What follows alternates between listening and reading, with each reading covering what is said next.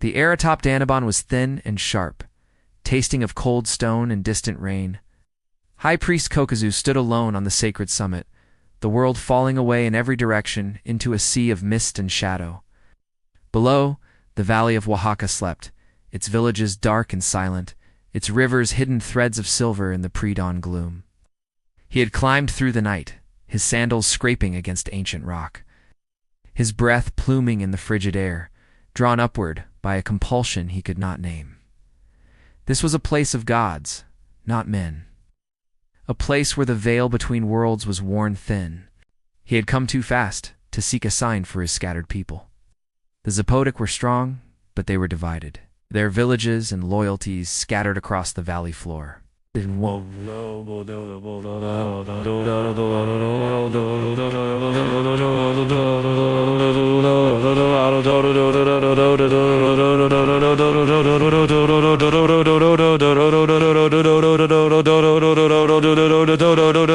They needed a center, a heart, a place that could not be taken, a symbol that could not be ignored. But where? The question had gnawed at him for seasons, a constant prayer on his lips, as the first sliver of sun breached the eastern ridges, painting the clouds in hues of blood and gold. The world held its breath. Kokuzu raised his arms, his feathered cloak stirring in a wind that did not touch the valley below. He offered his own breath to the dawn, a silent plea to Kosijo, the god of rain and lightning, Stpatau, Kozobi, the god of maize, to all the invisible powers that shaped their world. Then the vision seized him. The very stone beneath him seemed to hum, a deep, resonant vibration that traveled up through his bones. The sunlight blazing over the horizon did not warm him. Instead, it became a solid, blinding wall of white fire. He saw vast platforms of gleaming white stone rising from the mountain's very crest, grander than any structure yet built by man.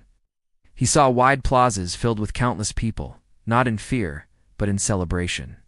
He saw a city, a magnificent, impossible city, crowning Danaban, its power radiating out across the valley, unifying the land in its shadow. A voice not of air, but of pure intention, filled his mind. It was the mountain itself speaking, the collective will of the gods. The message was absolute, undeniable. Here, this was the place, their capital, their fortress, their proof to the gods and to their enemies that they were a people chosen, a people destined for greatness. The vision lasted only moments, but when it released him, Kokuzu was a changed man. The rising sun now felt warm on his back. He pushed himself up, his hands splayed on the stone, and looked out. The valley was emerging from the mist, green and fertile. But his eyes were no longer seeing what was there. They were seeing what would be. The ghostly impression of white walls and grand staircases was superimposed over the raw, jagged summit.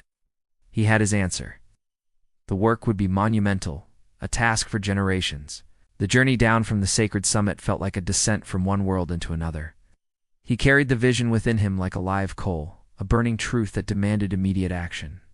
His sandals, still dusted with the pale grit of Danaban's summit, carried him not to his own dwelling, but directly toward the heart of Zapotec power. The great thatched council hall of Zakila.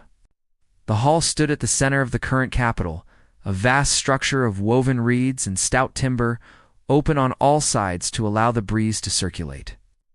Inside, the air was thick with the scent of copal incense and the murmured weight of statecraft. The ruling council was already in session, a semicircle of elders on low wooden stools. Age had curved his spine and silvered his hair, but his eyes, deep, set, and watchful, missed nothing. His hands, resting on his knees, were mapped with the veins of a long and shrewd rein. He did not pause to change his ritual attire or wash the journey from his skin. The feathers of his headdress were still ruffled by the mountain winds. His eyes held a distant, fiery light that commanded silence. He walked to the center of the semicircle, the packed earth floor soft beneath his feet, and stood before the king. He did not bow. The urgency of his mission superseded protocol. His voice, usually measured and resonant in ritual, was stripped raw with conviction. He described the vision not as a dream or an omen, but as a direct command, a physical reshaping of the world that had been laid over his sight. He spoke of the white stone platforms rising from the rock, the grand plazas, the temples aligned with the heavens. He painted the image of a city that was not just a collection of buildings, but a living entity, a manifestation of Zapotec destiny. Then he turned to the practicalities, his arguments sharp and strategic. He spoke of their enemies, of the Mixtec, who watched from their own high places, of the ever-present threat of conflict from the valley floor. Danaban was not just a spiritual choice. It was a military masterstroke. A city on that summit would be a fortress, its sheer slopes a natural wall, its vantage point offering a view of every approach for a day's journey in any direction. An army could not take it by surprise. A rival could not besiege it without suffering immense hardship. It would be an unassailable stronghold, a statement of power carved into the very roof of the world. He spoke of unity. The scattered villages of the valley, each with its own loyalties, would be drawn to this magnificent project as moths to a flame. It would become a symbol around which all Zapotec people could rally, a physical center for their cultural and political identity. It would be a city for the gods, yes, but also a city for the ages, a legacy that would secure their dominance for generations untold. His words filled the hall, leaving no room for other sound. The elders watched him, their expressions a mixture of awe, skepticism, and deep contemplation. King Casijosa listened, his aged face an impassive mask, but his keen eyes were fixed on the priest, weighing every syllable. The vision had been presented. The mountain had spoken through its chosen messenger. Silence hung thick in the council hall after Kokazu's final words faded. One of the elder war chiefs, a man named Gela, was the first to break the stillness. Rose slowly, the beads on his ceremonial vest clinking softly. How would they feed an army of workers on that barren summit? Every kernel of maize, every bean, every gourd of water would have to be carried up a mountainside that defied even the surest-footed hunter. The cost in human labor alone would be staggering, draining the valley's villages of their strongest hands for seasons, perhaps generations.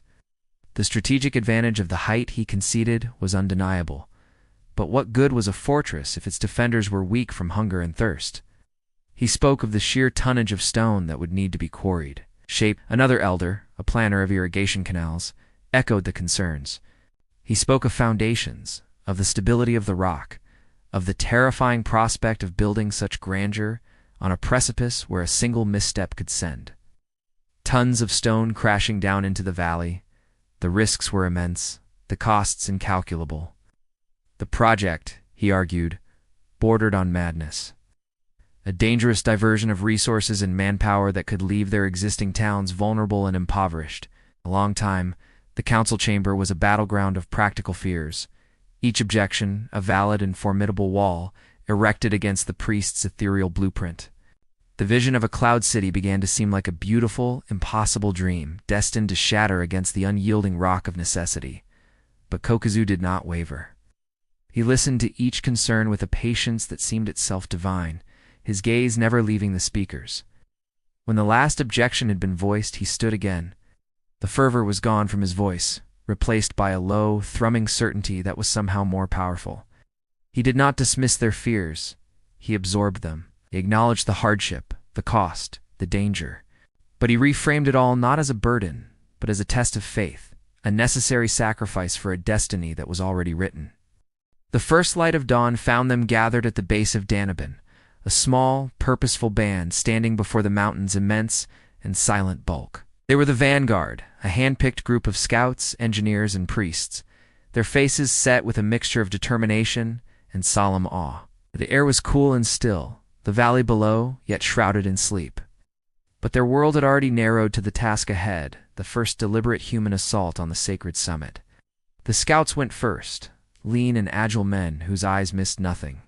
They moved like shadows up the steep, untamed slopes, testing the stability of rocks, noting potential handholds, and scanning for the least treacherous route. Theirs was a language of gesture and silent signal, a careful dance with the mountain's raw, indifferent power. Behind them came the engineers, more deliberate in their movements, their minds already translating the scouts' path into something that could later be widened, reinforced, and made passable for thousands of feet and tons of stone. They carried stout staffs to probe the earth and marked promising routes with small cairns of pale rock. Bringing up the rear, a pace slower, but no less intent, were the priests led by Kokuzu himself. They did not scan the terrain for practicality, but for sanctity. Their senses attuned to the whispers of the spirit world and the rustle of dry grass and the cry of a distant hawk.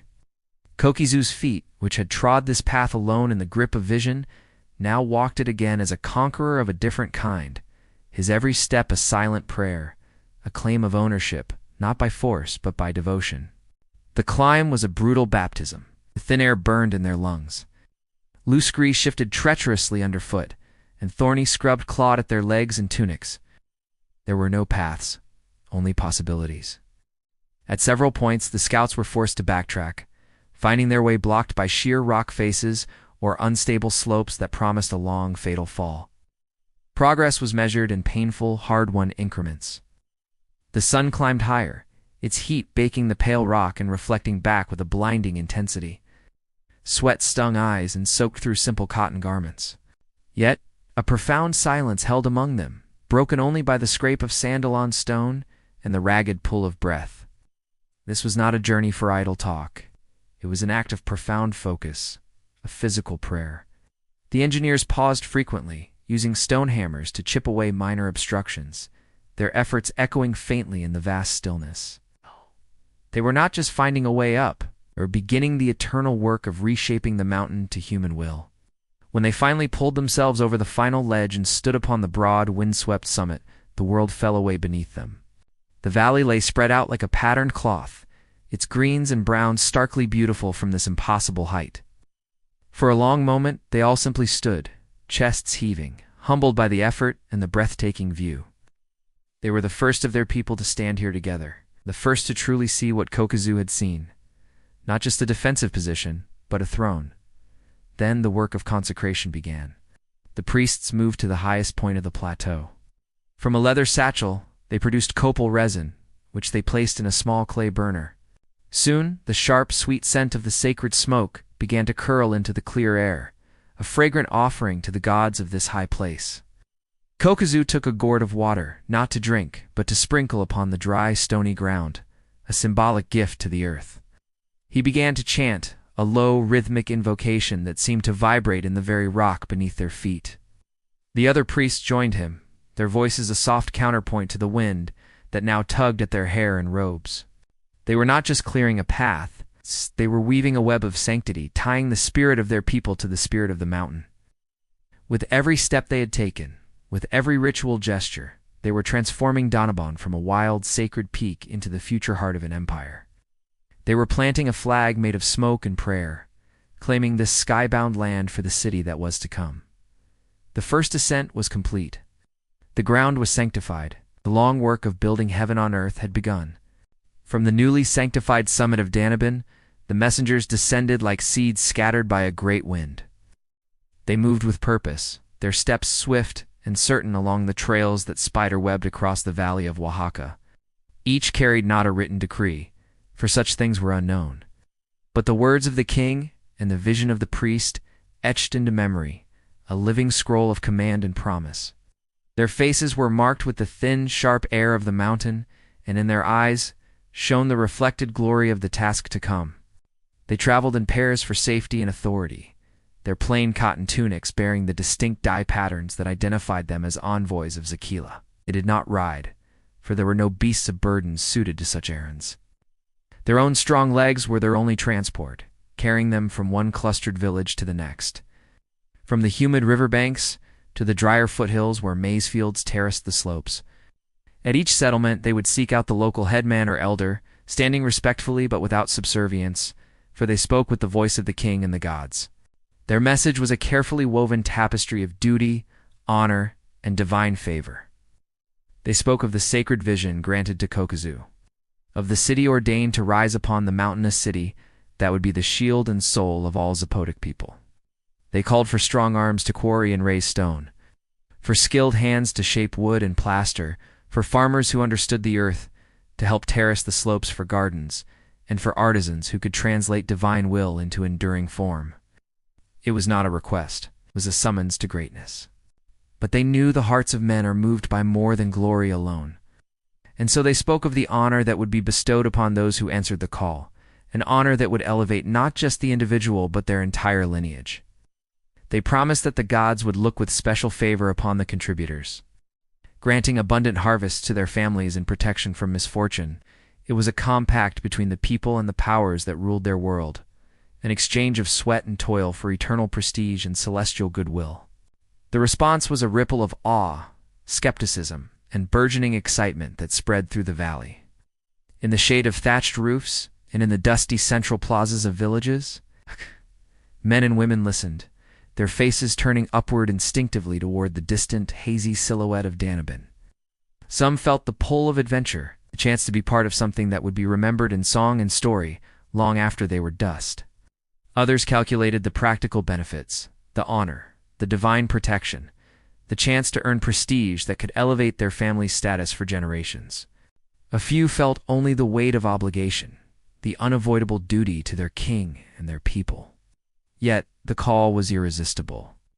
Within days, a slow but steady stream of volunteers began to form. Farmers left their fields in the care of sons and wives, artisans packed their best tools, and strong young laborers kissed their families goodbye, their hearts swelling with a mixture of trepidation and pride. They gathered at designated points along the valley, their numbers swelling with each passing sunrise, a human river beginning its flow toward the base of the great mountain. The air hummed with a new energy, a collective intention focused on the summit. The gods had spoken, the king had commanded, and the people had answered. The building of Monte was no longer a vision or a council's decision. It had become the work of an entire civilization. The sound was the first thing that struck Yavi, a great percussive ringing that echoed off the stone faces of the mountain like the beating of 1,000 metallic hearts. It was a sound of immense concentrated effort, a rhythm that seemed to shake the very air he breathed.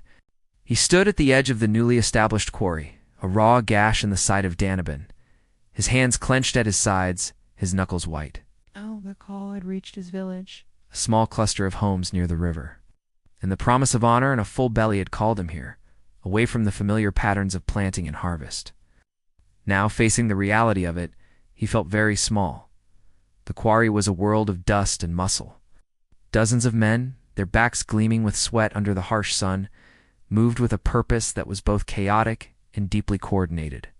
Some swung heavy stone mauls against wooden wedges driven into fissures in the rock face. Others used antler picks to pry at the weakened stone, their movements economical and precise. With each strike, a shower of stone chips flew, and a deep, satisfying crack would signal another block beginning to yield.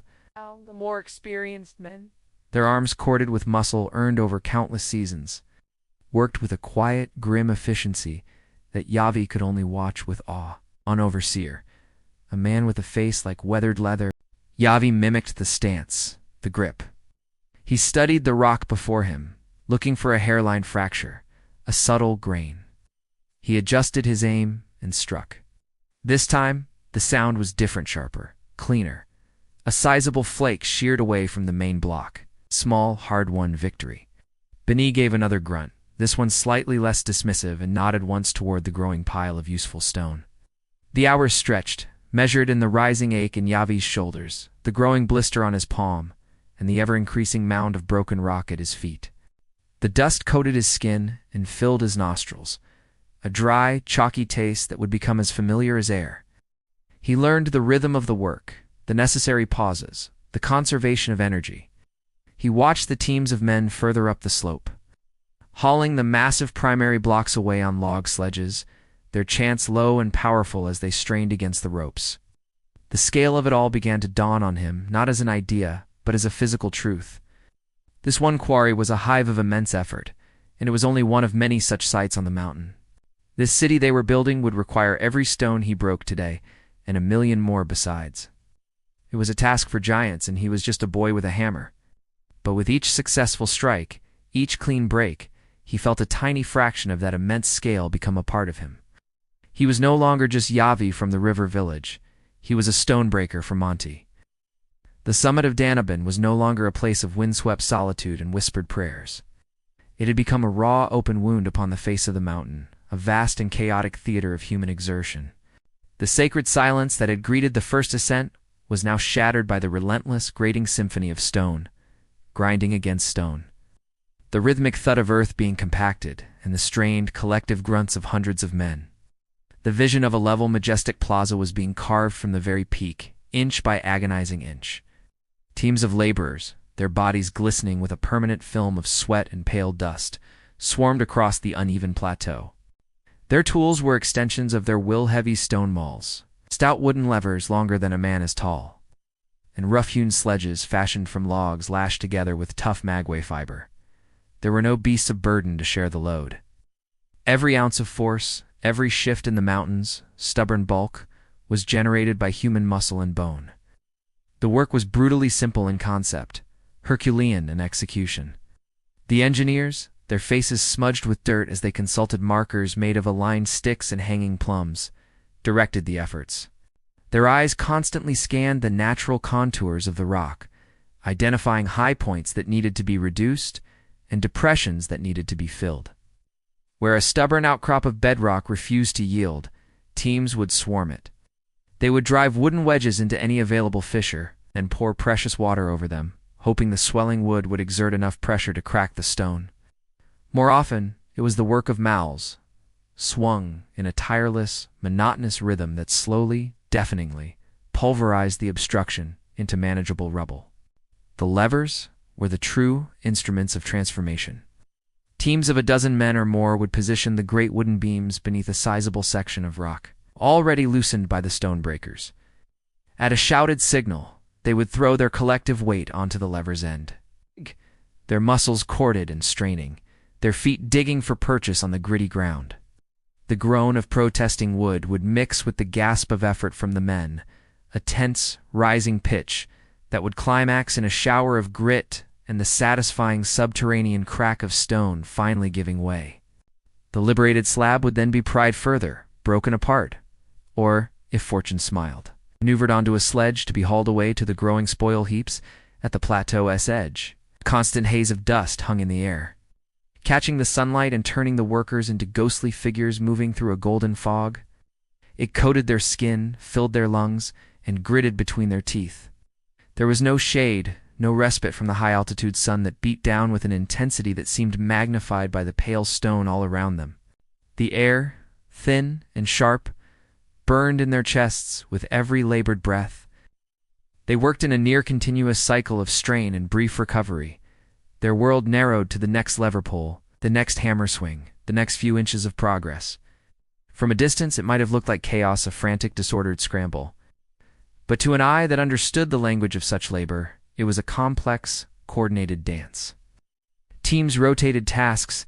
To prevent exhaustion, water-bearers moved steadily through the throng with clay jars, and the low, chanted work songs that occasionally rose from a group provided a metronome for their efforts. They were not just moving earth and rock. They were imposing a new geometry upon the mountain, flattening its crown to create the stage upon which their destiny would be built. The first, most fundamental act of creation was demolition, and they were its dedicated, dust-choked priests. The mountain, for all their efforts to tame it, remained a living, treacherous entity. The rhythm of labor had become a familiar cadence, the grunt of men, the screech of levers, the percussive crack of stone, but it was a rhythm the mountain could break at will. It happened without warning, a low rumble that was felt more than heard, a deep vibration that traveled up through the soles of their sandals, a heartbeat before the world tore itself apart. A section of the slope they had been working to grade, weakened by days of levering and hammering, simply gave way. A great slab of limestone, the size of a hut, sheared from the face with a sound like thunder splitting the sky. It did not fall cleanly, but shattered, dislodging tons of smaller rock and soil in a roaring, unstoppable avalanche. The cloud of dust it threw up was immense, a pale brown plume that blotted out the sun and choked the air with the smell of pulverized earth and terror. For a moment, there was only the deafening roar and the panicked scramble of men throwing themselves aside. Then, as the last rocks clattered to a stop and the dust began to slowly settle, the true cost was revealed. The cries that replaced the mountain's growl were human, sharp, pained, and desperate. Several workers had been caught in the path of the slide. Some were merely bruised and shaken, struggling to their feet coated in white dust like ghosts. Others were not so lucky. One man lay pinned by a large rock, his leg bent at a horrifying angle, his face a mask of agony. Another clutched a shattered arm to his chest, his breathing ragged. The frantic calls for help cut through the settling silence, a stark reminder that the mountain's price for its stone was paid in blood and bone. The work stopped entirely. The fervent drive to reshape the summit was instantly replaced by a grim, urgent triage. The injured were gently extracted from the debris and carried to a makeshift shelter. The priests were summoned, their rituals of healing now needed for men, not just for ground. The euphoric sense of purpose that had fueled the laborers evaporated, replaced by a cold, sobering fear. They looked at the raw scar on the mountainside, at their injured comrades, and saw not progress, but folly. The vision of a level plaza seemed like a cruel joke played by the gods, a beautiful dream that demanded impossible sacrifices. In the aftermath, a council of engineers and overseers gathered, their faces grim and smeared with dust. The old methods, the relentless hammering, the brute force levering, were clearly too dangerous for such an unstable environment. The mountain had issued a deadly warning, and to ignore it would be to invite further catastrophe. They had to become smarter, not just stronger. New techniques were born from necessity, sketched in the dirt with a stick. They began to use fire, building great blazes against the most stubborn rock faces, heating the stone until it was searing hot, then dousing it with water carried painstakingly from below. The thermal shock cracked the stone far more effectively and safely than 100 hammer blows. They began to carve intricate networks of channels and grooves to direct smaller, controlled slides, working with the mountain's inclination rather than against it. They devised a system of signals, a series of distinct whistles to coordinate movements and clear areas before attempting any major displacement of earth. The work became slower, more deliberate, infinitely more careful. The reckless energy of the first days was gone, replaced by a watchful, respectful caution. Every lever was placed with more consideration. Every hammer swing was measured. The men moved with a new awareness of the ground beneath their feet, listening for any telltale shift, any whisper of instability. The mountain had drawn a line, and they had learned to respect it. They were not just building a city, they were learning the delicate, dangerous art of negotiating with a god. And the lesson had been written in stone and blood. The air in the overseer's shelter was thick with the scent of sweat-dampened earth and the faint, sweet smell of curing leather. It was a space of practicality, its walls made of lashed-together poles and woven grass mats. But the man who stood at its center commanded an aura that transformed it into a sanctum of vision. Nucci, the head architect, was a man of precise movements and a gaze that seemed to measure the world in angles and proportions. His hands, though calloused from a lifetime of directing stone and earth, moved with a delicate certainty as he unrolled the first large-scale plans onto a low, smooth table of cedar wood. The hide parchment, treated to a near-white finish, was a startling contrast to the rough, dust-choked world outside. Upon it, the summit of Danaban had been tamed into a masterpiece of intention. The overseers, men hardened by the brutal realities of quarrying and leveling, leaned in, their eyes wide. They were used to command. Nucci's finger, tracing the inked lines, was a conductor's baton summoning a city from the void. He began with the Grand Plaza, the vast rectangular heart of the design. His explanation was not of mere dimensions, but of sacred alignment. The long axis he showed them was not laid arbitrarily, but was intended to mirror the path of the sun at the equinox, a celestial corridor that would flood the space with light on the most spiritually significant days of the year. Its perfect proportions were an echo of the fundamental ratios believed to govern the cosmos itself. A rectangle of earth meant to harmonize with the geometry of the heavens. His finger then moved to the north platform, a massive raised acropolis that would dominate the northern end of the plaza.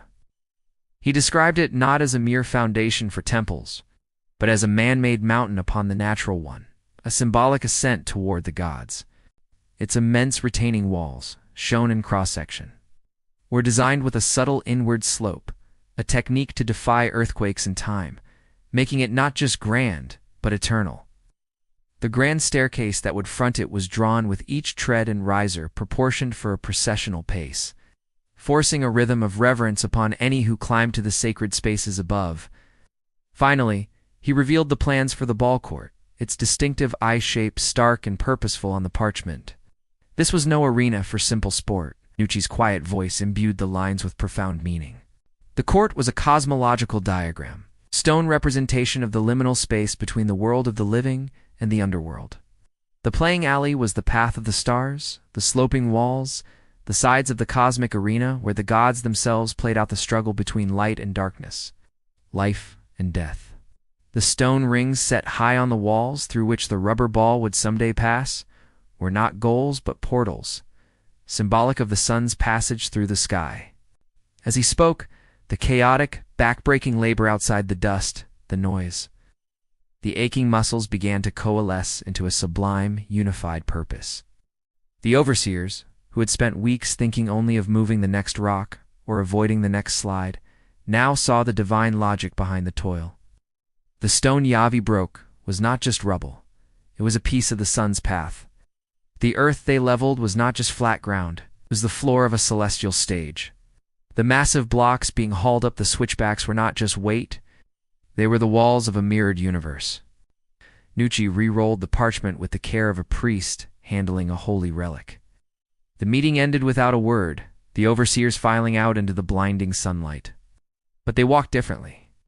Their eyes now scanned the raw, unfinished plateau, not as a problem of engineering, but as a sacred canvas. They saw the ghostly lines of the plans superimposed upon the rock and earth, a blueprint written in ink and faith. The vision of Monte was no longer just in Kokazu's mind or Nucci's drawings. It had been transferred, whole and magnificent, into the minds of the men who would now build it, stone by sacred stone. Deep in the shadowed belly of the canyon that gashed the mountain's southern flank, the air hummed with a different music than the one played on the summit. Here, the sound was not of earth shifting or of hammers leveling ground, but of stone itself being persuaded to give up its secrets. This was the quarry, a raw vertical wound in the world, where the bones of Danabin were laid bare and harvested. From the first sliver of dawn light that painted the highest rim of the canyon until the last violet glow faded from the sky, the quarrymen worked their world. Defined by the ring of chisel on stone and the immense patient violence of extraction. The quarry face was a sheer cliff of pale limestone, streaked with darker veins and scarred by the fresh angular cuts of recent work. It teemed with men, clinging to the rock like ants on a mound, each group dedicated to a specific, lethal ballet. Near the top, specialists worked with a delicate precision that belied the power in their arms. They studied the stone's natural fissures, its grain and weaknesses, mapping a fracture line in their minds before a single tool was set. Using stone drills tipped with hard obsidian, they bored a series of closely spaced holes along this invisible line, their movements rhythmic and sure. Into these holes, they carefully drove dry wooden wedges. Then came the waiting. Boys, their bodies nimble and their jars heavy, scurried up ladders made of lashed timber and sinew. They poured water over the wedges, a precious libation offered to the mountain. The wood swelled slowly, achingly, exerting a tremendous silent pressure within the heart of the rock. The men would retreat to a safe distance, their eyes fixed on the seam. The only sound was the drip of water and the distant calls from other parts of the site. Then, with a sharp explosive crack that echoed through the canyon like a clap of thunder, the mountain would yield. A massive block, perfectly delineated, would shear away from the face and crash down onto the bed of soft sand and rubble prepared below, landing with a ground-shaking thud that sent a puff of dust billowing into the air. On the quarry floor, other teams swarmed the newly fallen giants. Their work was less about finesse and more about pure, controlled force. Using heavy mauls of basalt and wedges of bronze, they began the process of rough-shaping the blocks, knocking off protrusions and beginning to form the recognizable shapes that would become steps, walls, and platforms. The air was thick with a haze of limestone dust, catching the light and turning the workers into ghostly, moving sculptures of white. It coated their skin, filled the lines on their faces. It gritted in their teeth, a constant, abrasive reminder of their task. The rhythm was relentless, a symphony of strikes and cracks that continued from sunup to sundown. There was a profound economy to their movements, a language of labor spoken through the swing of a hammer, placement of a wedge, the shared strain on a rope. They worked in near silence, saving their breath for the effort. Their communication, a series of gestures and glances honed by shared danger and purpose. They knew the mountain's temperament, its grudging generosity, and its sudden, deadly wrath. Every block won was a victory. A piece of the future city wrested from the earth's stubborn grasp. And as the sun began to retreat from the canyon floor, painting the high walls in shades of orange and gold, the ringing of chisels slowly faded, leaving behind a profound silence and the waiting. Geometric ghosts of the stones that would soon ascend to become Monte. The mountain's shoulders were now a lattice of human strain, a slow, pulsing artery of effort that climbed its flanks from the raw wound of the quarry to the sacred half-formed plateau above. The first of the great stones, rough-hewn and still bearing the pale dust of their birth, began their impossible journey upward. The path was not a path at all, but a treacherous series of switchbacks scratched into the mountainside by thousands of laboring feet, a precarious thread connecting the canyon's depth to the sky-bound ambition of the summit. Teams of laborers, their bodies coiled with tension, gathered around the first of the monoliths. The block was larger than any three men, its weight a dumb, profound fact that seemed to press the very air from the space around it. There were no words, only a shared, grim understanding of the physics they were about to defy. Thick ropes of twisted maguey fiber were looped and knotted around the stone, the coarse strands biting into calloused palms and straining shoulders. Others positioned the first of the log rollers, stout trunks of oak stripped of their branches, their rounded surfaces offering the only concession to ease the mountain would allow. The signal came not as a shout, but as a deep, collective inhalation. Then the world narrowed to the burn of muscle and the shriek of fibers under impossible tension. Men leaned into the ropes, their bodies angled almost parallel to the steep slope, their feet digging for purchase in the loose scree. The initial resistance was absolute, the stone's inertia, a force of nature in itself. Veins stood out on necks and temples. Breaths were expelled in ragged, explosive grunts. For a long, agonizing moment, nothing happened. Then, with a groan that seemed to come from the earth itself, the stone shuddered. It inched forward, its immense weight settling onto the first roller with a crunch that vibrated through the men's bones. This was the rhythm of their new existence. A few precious, hard-won inches, followed by a frantic, coordinated scramble. As the stone crept forward, men at the rear would dart in, risking crushed limbs to retrieve the now-free roller, and rush it to the front, placing it before the advancing edge. It was a dance of immense strength and terrifying delicacy, a constant battle against gravity's unwavering pull. A misstep, a snapped rope, a roller placed a fraction too late, and the stone would win. Sliding back with crushing finality, undoing an hour's work in a terrifying second. The path itself was a torment, switchbacked sharply, forcing the teams to navigate agonizing turns where the stone had to be painstakingly pivoted, a maneuver that required flawless coordination and brute force in equal measure. The grade was relentless, each step upward a fresh assault on their endurance. The thin air, which had been a challenge on the open summit, became a suffocating blanket in the confines of the path. Burning in their lungs and turning their limbs to lead, sweat poured from them, cutting rivulets through the white dust that coated their skin. And the brutal, inefficient struggle of the first days gave way to a grim, hard-won intelligence. The mountain had taught them that raw strength alone was not enough.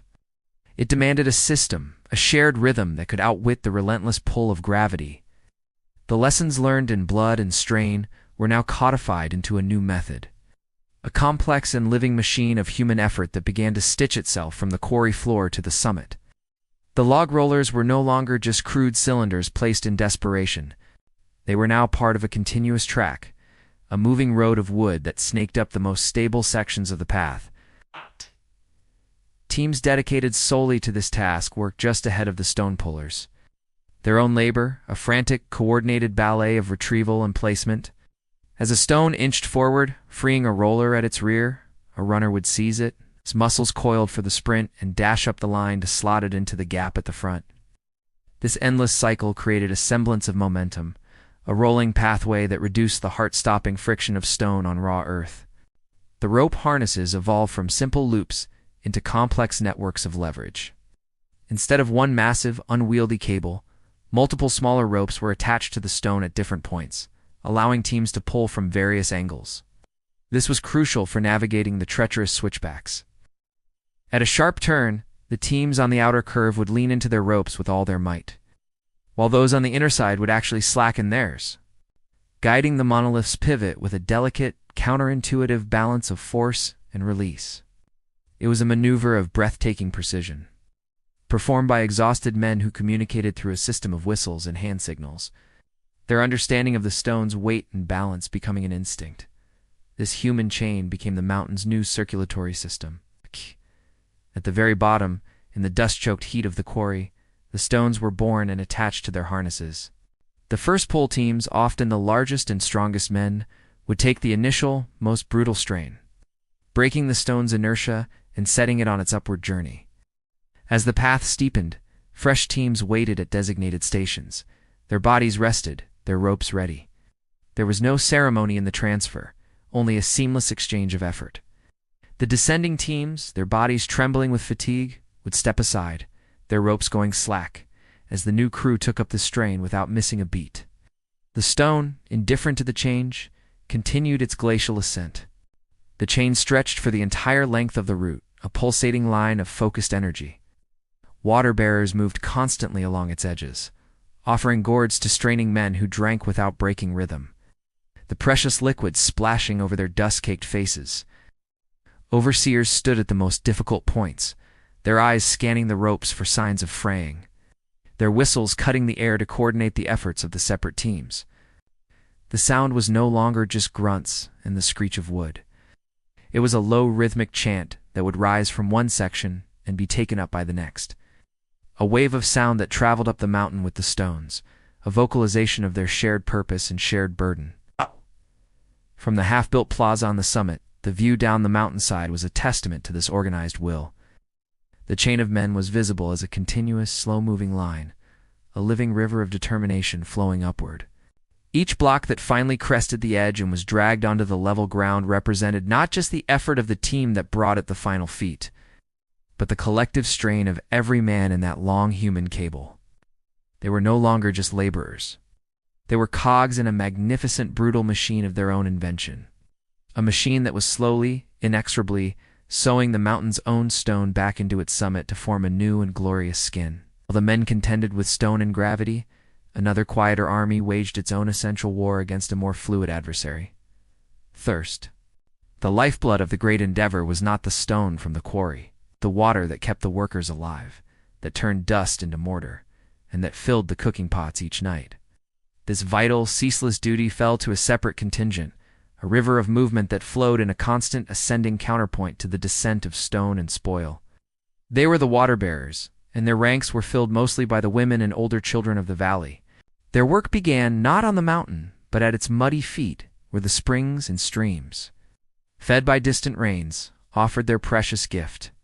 Here, in the cool shade of the canyon bottom, they filled their jars, large burnished clayolas, with narrow necks and rounded bellies, designed to be carried on the head or against the hip. The air was thick with the sounds of splashing water and the low murmur of their conversations, a brief, peaceful prelude to the ordeal ahead. Then the climb began. Their path was often a different one from the main hauling route, a steeper, more direct line scratched into the mountainside by countless patient footsteps. They moved in a steady, single-file procession, a human chain dedicated to the most fundamental of needs. The older women, their backs straight and their steps measured by a lifetime of such burdens, set a relentless, sustainable pace. The younger girls and boys, their faces set with concentration, struggled to match it, the weight of the water a new and demanding teacher. The burden was a living, shifting weight. With every step upward, the water sloshed gently inside the jars, a constant, subtle pull that threatened balance. They learned to move with a fluid, rolling gait, their bodies compensating for the sway. Their eyes fixed on the back of the person ahead, their world narrowed to the next step, the next breath. There was no song to pace them, for breath was too precious in the thin air. The only sounds were the scuff of bare feet on rock, the occasional soft slosh of water, and the rhythmic, controlled exhalation of effort. Their arrival at the summit was not a moment of triumph, but of immediate utility. They did not pause to admire the emerging grandeur of the plaza or the rising platforms. They moved directly to their destinations, the mixing pits. where men combined water with lime and sand to make the plaster that would sheath the stone. The cooking fires were vast ceramic pots simmered with maize and beans. The weary groups of haulers and stone breakers who would crowd around, their throats parched and dusty, holding out cupped hands or small bowls for a share of the life-giving liquid. The bearers would tip their jars, the water splashing clear and cool, a moment of pure, elemental relief in a world of dust and strain. Then, without ceremony, their jars empty and suddenly light, they would turn and begin the descent to do it all over again. Their labor was a cycle as perpetual as the sun's journey across the sky. Up and down, full and empty, a constant pulse that sustained the entire organism of the build. They were the unsung sinews of the operation, their strength a different kind from the quarryman's explosive power or the hauler's dogged persistence. It was an endurance of spirit and body, a quiet, unwavering dedication that asked for no glory. They saw the city rising not in the placement of a grand cornerstone, but in the mortar that held it fast, in the satisfied sighs of the workers they sustained, and in the collective dream that, like the water they carried, was a nourishment that made the impossible merely difficult. The mountain was being built by force, but it was being nourished by their patience. A hush fell over the mountain, a silence so profound it felt like a new element. The relentless percussion of hammers, the groan of ropes, the shouted commands all ceased. For the first time since the work had begun, the only sounds were the whisper of the high wind and the distant cry of a circling hawk. The call had gone out at dawn, passed from overseer to team, from quarry to summit. The work would stop. The gods demanded a feast. The air, usually thick with dust, began to clear, revealing the staggering progress made. The Grand Plaza was a vast, leveled field of pale earth, its sacred dimensions now visibly etched into the mountaintop. The foundations of the north platform rose like the bones of a giant, and the eye-shaped outline of the ball court was a ghost waiting for its stone skin. But today, these monuments to ambition were forgotten. Today was for gratitude, for propitiation, for community. The center of the plateau transformed. Instead of piles of stone and mixing pits, great fires were kindled in ceremonial hearths, their smoke carrying the rich scent of roasting turkey and simmering maize upward in a continuous offering. The birds, rare and precious, had been brought up the mountain in bamboo cages, their sacrifice reserved for the most significant of occasions. Their sizzling fat dripped into the flames, a savory incense that made empty stomachs clench with anticipation. Huge clay pots, tended by the water-bearers who today became feast-makers, bubbled with atole and spiced beans. As the sun reached its zenith, the priests emerged from their shelter. Kokizu led them, his feathered headdress a splash of brilliant color against the muted stone and earth. Their faces were painted with intricate patterns of black and red, their movements slow and deliberate. They processed to a cleared space at the highest point of the nascent north platform, turning to face the assembled multitude. Hundreds of workers, from the strongest haulers to the smallest water children, sat on the ground, their faces upturned, their expressions a mix of exhaustion, reverence, and keen hunger. As the chant faded, the tension broke. The overseers and their helpers moved among the seated workers, distributing the feast. There were no distinctions of rank or task today. A quarryman received the same portion of tender, fragrant turkey as a master mason. A hauler was handed a clay bowl filled to the brim with soft, steaming maize, a luxury usually reserved for festivals. The act of sharing this rare, abundant meal was as much a part of the ritual as the bloodletting. It reforged the bonds of their shared purpose, reminding them that they were not merely a workforce, but a people, a community united in a sacred endeavor. For a few precious hours, the mountain was not a site of back-breaking labor, but a place of celebration. Oh. Men who usually only grunted at one another in shared strain now sat together, eating and talking in low, relaxed tones. They spoke of home, of families in the valley, of the sheer, impossible scale of what they were building. The food filled their bellies, but the collective spirit filled something deeper, well of resolve that had been nearing depletion. As the sun began its descent, painting the sky in the same fiery hues as the dawn, the people of Monte sat together, sated and silent, watching the day end. They had fed the gods, and the gods in turn had fed their resolve. The mountain awaited, but they were ready to meet it again. The air on the summit was charged with a palpable stillness, a sacred hush that felt heavier than the mountain's own stone. The chaotic symphony of construction had fallen silent. The dust had settled, and the vast, leveled expanse of the Grand Plaza lay bare and expectant under the high sun. All eyes were drawn to its very center, where a deep, rectangular cavity had been dug into the earth, a wound, waiting for a heart. This was not merely a hole for a foundation stone. It was a portal, a conduit to the gods below, and today it would be sealed with a promise. High Priest Kokuzu and King Kosajosa stood at the edge of the excavation, figures of stark contrast against the pale earth. The priest was a vision of divine authority. His feathered headdress a cascade of emerald and sapphire, his face painted with the intricate symbols of the underworld and the heavens. The king, though frail and leaning on an ornate staff of office, held himself with a regal stillness, his simple cotton tunic and mantle speaking of an earthly power that was now lending its weight to the celestial. Together, they represented the twin pillars upon which this city would rise: faith and sovereignty. The ceremony began with a low, resonant chant from the circle of priests that surrounded the site. Their voices wove a tapestry of sound that seemed to pull the very light downward, focusing it on the open earth. Kokuzu stepped forward, holding aloft a ceremonial bowl of polished black obsidian. Within it lay the first offering, pieces of raw, uncut jade, their deep green surfaces cool and luminous, like captured fragments of a forest pool. Jade was the stone of life, of heart's blood, of the eternal verdancy that sustained the world. He spoke quiet words over them, a blessing that charged them with the essence of growth and permanence, then cast them into the depths of the foundation pit. They landed with a soft, final patter, like rain on fertile ground. Next, he raised a second vessel, this one containing shards of obsidian, their edges wickedly sharp, their darkness absolute.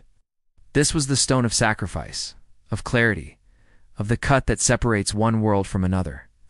It was the material of blades used in bloodletting rituals, the mirror that reflected the soul. These fragments represented the necessary cost, the pain and discipline required to achieve greatness, the sharp edge of destiny. He offered them to the four cardinal directions before letting them fall into the pit, to mingle with the jade life and sacrifice forever intertwined in the city. Spedrock. King Kosajosa then moved to the edge, his steps slow but deliberate. From a pouch at his belt, he withdrew a single, perfect jade bead, pierced and strung on a cord. It was a personal amulet, something that had rested against his skin for decades, absorbing the weight of his reign, his decisions, his very breath. This was not a king offering treasure from his coffers, but a man offering a piece of his own history and spirit to the future. His hand trembled slightly, not from weakness, but from the profundity of the gesture. He let it drop into the darkness, a final, personal seal upon the pact. Then, the moment of sealing. At a signal from Kokuzu, the chosen cornerstone, massive, perfectly squared block of limestone was slowly, reverently maneuvered over the cavity. Ropes creaked under its weight as teams of laborers guided it with painstaking care. For a breathless moment, it hung suspended over the offerings, blotting out the sun for those standing below. Then, with a deep, grinding sigh that seemed to shake the mountain, it was lowered into place. The fit was perfect. The sound of stone meeting stone was a definitive, echoing crack that rolled across the silent summit, a sound of creation and finality. The priests immediately began plastering the seams with wet white lime mortars, sealing the treasures within forever. As they worked, their chants rose in pitch and intensity, a fervent prayer that bound the spirit of the offerings to the stone and the stone to the mountain. The first foundation was laid. It was more than a building block. It was a covenant. The city of Monte now had a spiritual heart, buried deep in the earth, a hidden wellspring of sacred power from which all that would rise above it would draw its strength and its meaning. The work could now truly begin. The first of the great stones rested from the quarry and hauled up the mountain by an entire chain of human sinew. Now lay at rest on the leveled earth of the Grand Plaza. It was no longer a mere piece of the mountain. It was a promise, its rough-hewn surfaces waiting for the final defining touch. Around it, a new kind of worker took their place. These were not the men of explosive force or dogged endurance, but men of precision, of patience, of an almost supernatural intimacy with stone. They were the masons, and their craft was a silent, meticulous dialogue between hand and rock. Their tools were fewer, finer extensions of their will. Bronze chisels with edges kept lethally sharp. Hammerstones of various weights for delicate tapping or firm persuasion, and polished stones for the final burnishing. They moved with a quiet economy, their eyes doing most of the work long before their hands ever touched the stone. They circled the great block, their gazes tracing the natural fissures, the subtle variations in color and grain, assessing its personality, its strengths, its hidden flaws. They were not just shaping rock, they were finding the form that slept within it, the perfect face that would meet its neighbor. The first stone of the North Platform's lowest course was chosen with the care of selecting a bride. It was the anchor, the standard against which all others would be measured. With a series of soft, precise taps, the masons began to dress its surfaces, their hammers whispering against the chisels. Slivers of pale limestone curled away, falling like snow at their feet. They were not cutting wildly, were following an invisible geometry guided by the sacred proportions laid out in Nucci's plan, their hands and eyes, the only instruments precise enough to translate the architect's vision into enduring reality. The true magic, however, began when the second stone was brought into position. There was no mortar, no slurry of mud or lime to fill the gaps and forgive imperfections. The union had to be perfect, a seamless marriage of stone upon stone that would defy centuries, earthquakes, and the slow, patient anger of the rain. The masons became surgeons of rock. They would test the fit, a process of minuscule adjustments that could take an entire morning. A man would lay his cheek against the cool surface of the set stone, closing one eye and sighting down the edge. His world narrowing to the hair's breadth of light between the two blocks. A whisper of a gap meant another series of infinitesimal taps, another dusting of stone particles carried away on the wind. The final fitting was a moment of profound, silent tension. The team would maneuver the new block into place with ropes and levers, their movements hushed and reverent. Then, with the stone hovering a finger's width above its bed, they would let it settle under its own immense weight. The sound it made was the only verdict they would receive, a low, solid, almost musical thwack of perfect contact. A sound that spoke of absolute flatness of edges, meeting with such precision that not even a blade of grass could be inserted between them. It was a sound that echoed not through the air, but through the bones of the men who heard it, a vibration of pure, unassailable rightness. As the day wore on, a section of the wall began to rise, a growing tapestry of interlocked stone. The masons moved along its length, their work a continuous cycle of assessment, adjustment, and final satisfying settlement. The wall they built was not a mere barrier. It was a single, continuous entity.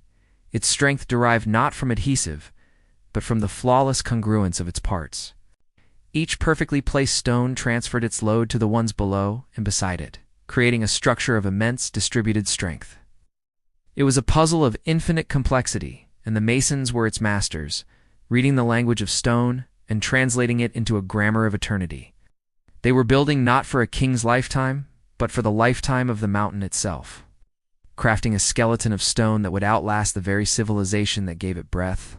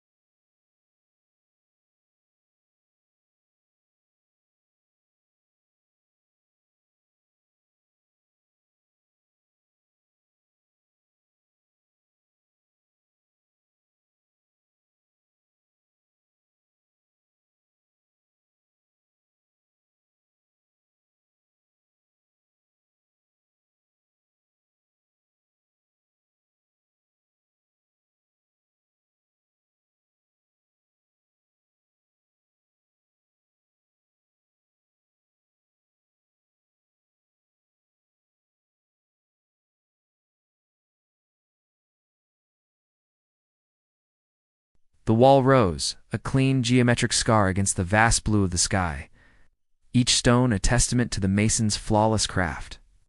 Yet, as the courses climbed with a speed that drew admiring glances from the overseers, an old mason named Bainey felt a cold knot of unease tighten in his gut. His hands, gnarled and crisscrossed with a lifetime of stone dust etched into the lines, paused over the block he was fitting.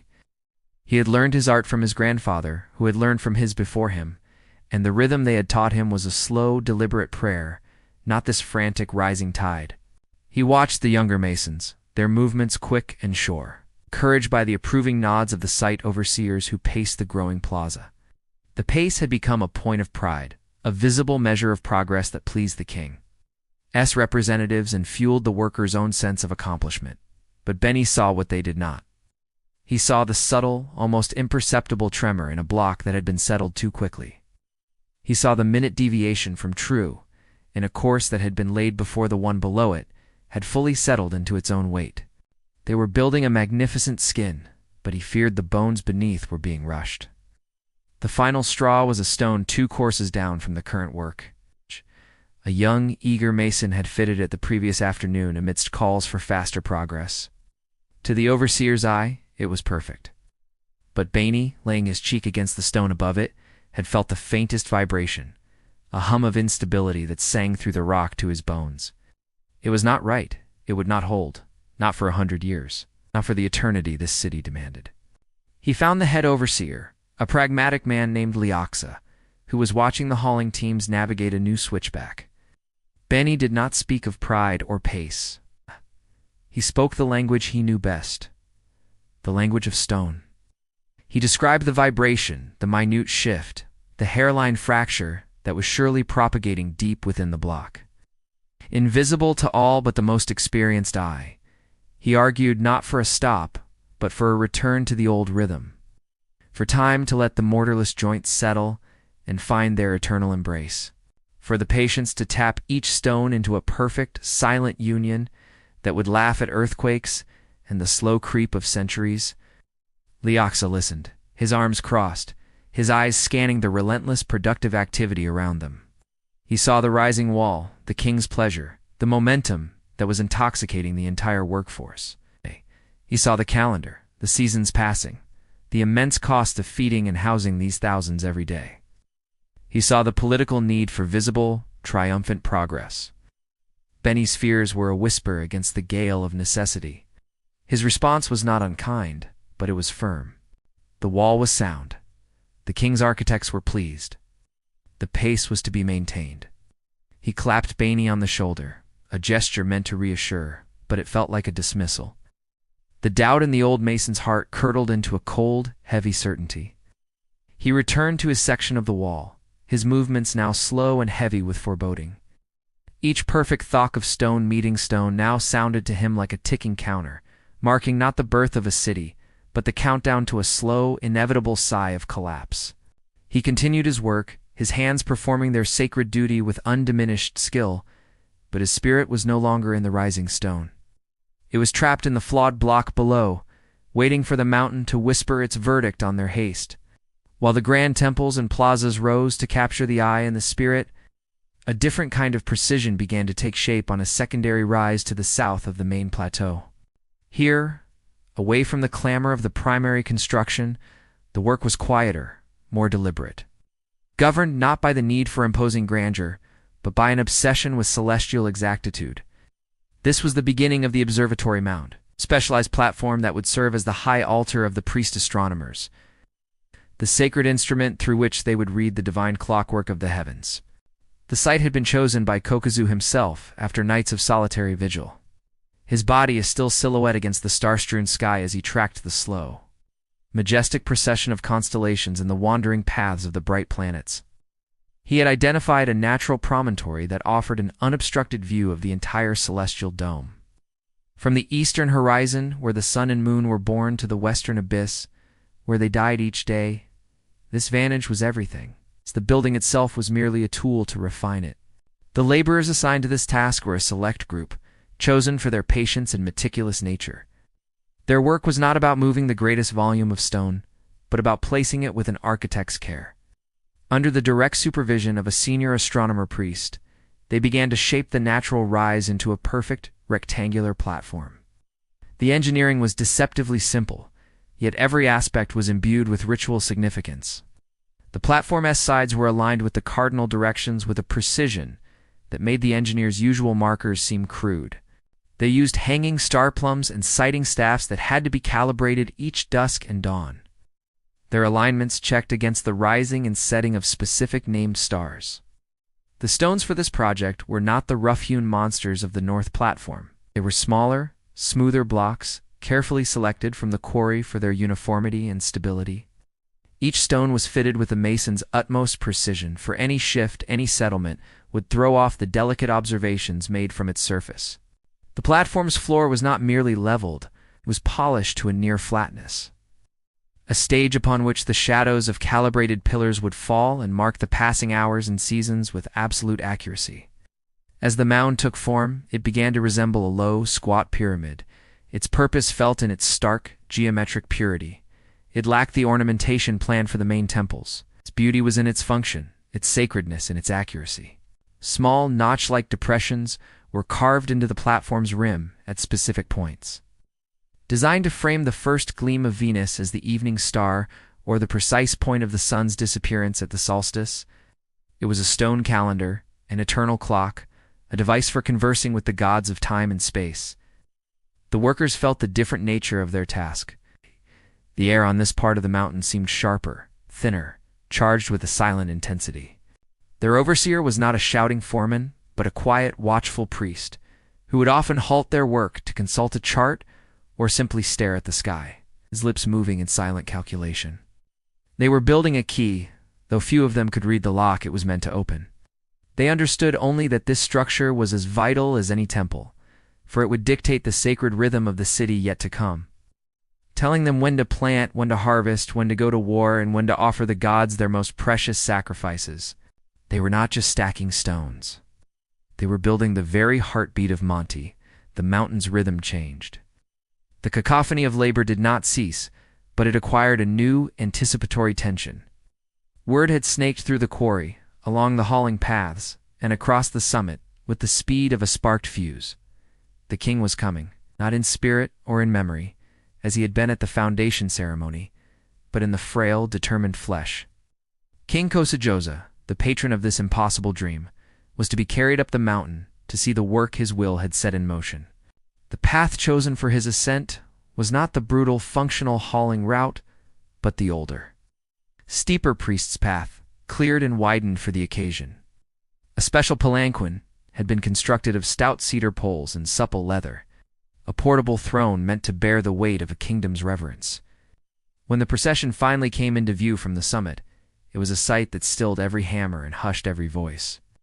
The king's bearers, the strongest and steadiest men from his personal guard, moved with a slow, painstaking care that spoke volumes of their precious burden. Their faces were set with concentration, their muscles bulging with the strain of maintaining a perfectly even pace on the treacherous incline. Within the palanquin, King Kosajoza was a wraith of his former self, swathed in fine cotton robes that seemed to dwarf his shrunken frame. His hands, resting on the arms of the chair, were thin and pale, the bones visible beneath the skin. But his eyes, sunken in a face webbed with the lines of age and illness, were alive, burning with a fierce, undimmed curiosity. He had supported this mad vision from a council hall in the valley, had lent his authority to its birth, but he had never truly seen it. He had never felt the thin, sharp air of the summit, or beheld the scale of the ambition to which he had tethered his legacy. As the palanquin was gently set down on the leveled earth of the grand plaza, a profound silence fell. The thousands of workers, from the dust-choked quarrymen to the water-bearing children, stopped their labors and gathered at a respectful distance, their faces a mixture of awe and nervous pride. This was the man whose name they invoked when the work was hardest, whose will was the engine behind their exhaustion. And now he was here among them. The overseers and priests moved forward to greet him, but the king waved them aside with a faint, impatient gesture. With a great effort, he pushed himself upright, accepting the support of a carved staff but refusing to be carried further. He wanted to walk. His steps were slow, shuffling, each one a small victory over the weakness that claimed his body. He moved away from his retinue, toward the raw, emerging heart of his city. He walked to the edge of the nascent north platform, its immense retaining walls already standing twice the height of a man. He reached out a trembling hand and laid his palm flat against the cool, perfectly fitted limestone. He could feel the immense silent strength of it, the patient, flawless craft of the masons. He turned, his gaze sweeping across the vast expanse of the leveled plaza, larger than any single space he had ever known, its dimensions stretching toward the edges of the. That silent bow was more galvanizing than any speech. The doubt, the fatigue, the petty frustrations of the workers evaporated under the weight of that royal acknowledgement. They had not just been moving stone, they had been building a king's final, magnificent dream, and he had seen it and found it good. As the king was gently helped back into his palanquin for the descent, a new energy crackled through the summit. The silence broke, not into chaotic noise, but into a renewed, purposeful fervor. Hammers rang with fresh determination, chisels bit deeper, and ropes creaked with a newfound strength. King Kosajoy's visit had lasted only a short while, but he had left behind a gift more valuable than any shipment of grain or tools: the unwavering certainty that every aching muscle, every drop of sweat, was weaving a legend. The mountain's summit, once a formless expanse of raw earth and stubborn rock, now began to pulse with the distinct, geometric heartbeat of a city. Amid the sprawling activity, a new and potent shape was being carved into the very flesh of the plateau: the ball court. Its iconic I-form, stark and purposeful, began to emerge from the chaos, defined by two long, parallel structures that rose like the thighs of a stone giant slowly pushing itself up from the earth. The space between them, the sacred alley, was a channel of packed earth waiting for its final plaster skin, a void that already seemed to hum with a tense anticipatory energy. The workers assigned to this task felt the shift in purpose. This was not the straightforward raising of a temple platform or the patient fitting of an observatory's stones. The energy here was different, charged with a gravity that went beyond mere construction. The overseers, usually shouting practical commands, moved among the crews with a quieter intensity, their instructions laced with fragments of ritual significance. They spoke of the sloping walls not just as structural challenges, but as the sides of the cosmic arena. They pointed to the spots where the carved stone rings would someday be mounted, calling them not goals, but portals to the other world. The men understood. They were not just building a place for a game. They were building a theater for a sacred drama that mirrored the eternal struggle of the universe itself. The heavy rubber ball that would someday fly through this alley was not a plaything. It was the sun, a captive star whose movement across the court represented its perilous journey through the underworld each night. The players would not be athletes, but priests and nobles, acting out the roles of hero twins and death gods, their contest a ritual to ensure the sun's rebirth at dawn, the victory of order over chaos, of life over death. This knowledge seeped into the mortar they mixed, guided the trowels that smoothed the plaster, and steadied the hands that set each stone for the soaring walls. Every perfectly angled slope was calculated not just for the rebound of a ball, but for the symbolic rebound of hope against despair. The resonant acoustics of the enclosed space were designed to amplify not just the cheers of a crowd, but the chants of priests and the awful final silence that could follow a missed shot. They were crafting an instrument of worship, its every line and angle a prayer in stone. As the two parallel structures rose, framing the alley with increasing definition, a palpable solemnity settled over the site.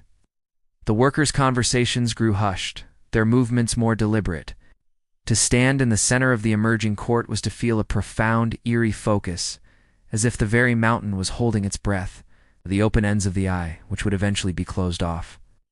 For now, offered dizzying views of the valley far below, a constant reminder that this was a space suspended between earth and sky, a liminal stage where men would momentarily touch the divine. They were building the engine of a myth, and with every stone they laid, they felt the weight of that story settle into their bones, sacred burden as heavy and real as the limestone blocks they carried. A new scent began to weave through the familiar odors of dust, sweat, and crushed stone that clung to the mountain, the sharp, alkaline temps of burning limestone and the earthy smell of clay transforming in extreme heat. On the more sheltered eastern slopes of Danaban, away from the grand works of the summit, a different kind of industry had taken root. Here, the potters and lime burners had established their workshops, their presence marked by the flickering orange glow of kilns that burned through the day and deep into the velvety indigo of the night.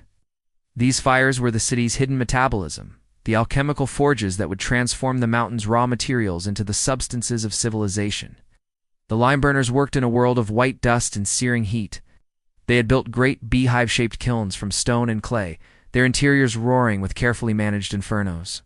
Into these furnaces, teams of men fed broken limestone from the quarry, the same stone that was being shaped into walls and platforms. But here the stone was not meant to endure. It was meant to be destroyed, to be purified by fire into its essential powder. The process was a slow, mesmerizing torture of rock. For days on end, the kilns were fed, the fires stoked to a temperature that made the very air above them shimmer. The limestone within would calcine, losing its carbon dioxide to the flames, till it collapsed into a fragile, white powder quicklime. This substance, dangerously caustic and hungry for water, was the magical ingredient for plaster. Mixed with sand and water, it would undergo a second transformation, hardening into a smooth, white waterproof skin that would sheathe the rough stone walls of the rising city, turning the grim, functional bones of Monte into a gleaming, celestial vision. Adjacent to the lime kilns, the potters practiced their own ancient magic with fire. Their kilns were smaller, but no less vital. They worked the rich, dark clay brought up from the valley riverbanks, their skilled hands coaxing it into forms both practical and sacred. Some crafted the endless stream of utilitarian vessels needed to sustain the workforce large. Sturdy alaws for carrying water and cooking grain, simple bowls and cups for the communal meals. Their work was functional, robust, made to withstand the hard use of a construction site. But other potters, their fingers stained with fine pigments, worked with a different intent. They shaped elegant, thin-walled bowls with tripod legs. Vessels meant not for the cook fire but for the altar, their surfaces awaiting the painted designs of gods and symbols. They created intricate incense burners, their forms often mimicking the temples rising above them, ready to waft the prayers of the priests upward on fragrant clouds of copal smoke. These objects were not mere containers. They were instruments of ritual, the beautiful, fragile vessels that would hold the offerings and sustain the spiritual life of the city. The glow from these slopes became a permanent feature of the mountain, a constellation of earthly stars that never set. By day, the plumes of smoke from the kilns joined the general haze of dust, and the air rang with the sound of men breaking stone for the lime and the rhythmic slap of wet clay being worked. By night, the fires painted the faces of the workers in shifting patterns of light and shadow, making them look like spirits tending the forges of the underworld. They worked in shifts, their figures moving like dark ghosts against the hellish orange glow, ensuring the transformative fires never died. They knew their contribution was less visible than a raised wall or a grand staircase, but it was no less essential. They were producing the skin and the soul of Monte, the gleaming white plaster that would make it a beacon across the valley, and the sacred vessels that would fill its temples with meaning. The city was being built of stone, but it was being finished by fire. The mountain's voice, a constant symphony of hammer strikes and grinding stone, now welcomed a new, more delicate music into its chorus, the precise, rhythmic tapped up of a stone chisel, meeting its mark. In a sheltered corner of the main plaza, away from the grand rising platforms, a different kind of artist had begun their work. Large, flat slabs of limestone, their surfaces pale and blank as untouched parchment, were propped at gentle angles, awaiting their transformation. These were the first of the danzantes, and the men who approached them were not laborers, but conduits for a sacred mystery. The carvers moved with a focused stillness that set them apart from the frantic energy of the haulers, or the brute force of the stonebreakers. Their tools were an extension of their intent, finely pointed chisels of bronze and hard stone, delicate hammer stones for guiding the blade, and polishing stones to bring the final image to life. They would circle a slab for a long time, their hands hovering just above the surface, their eyes seeing not blank stone, but the form waiting to be revealed within. They were not creating from nothing. They were liberating a sacred image from its stony prison. The first marks were always the most tentative, a light scratching to outline the form. Then, with growing confidence, the chisel would bite deeper, guided by a hand that seemed to move with a will of its own. The figure that emerged was unlike any depiction the common workers had seen in the villages below. It was a man, but contorted in a pose of impossible agony or ecstatic frenzy. His back was arched, his limbs splayed as if caught in the midst of a violent dance or a painful seizure.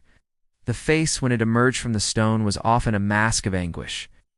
The mouth open in a silent scream, the eyes wide and unseeing.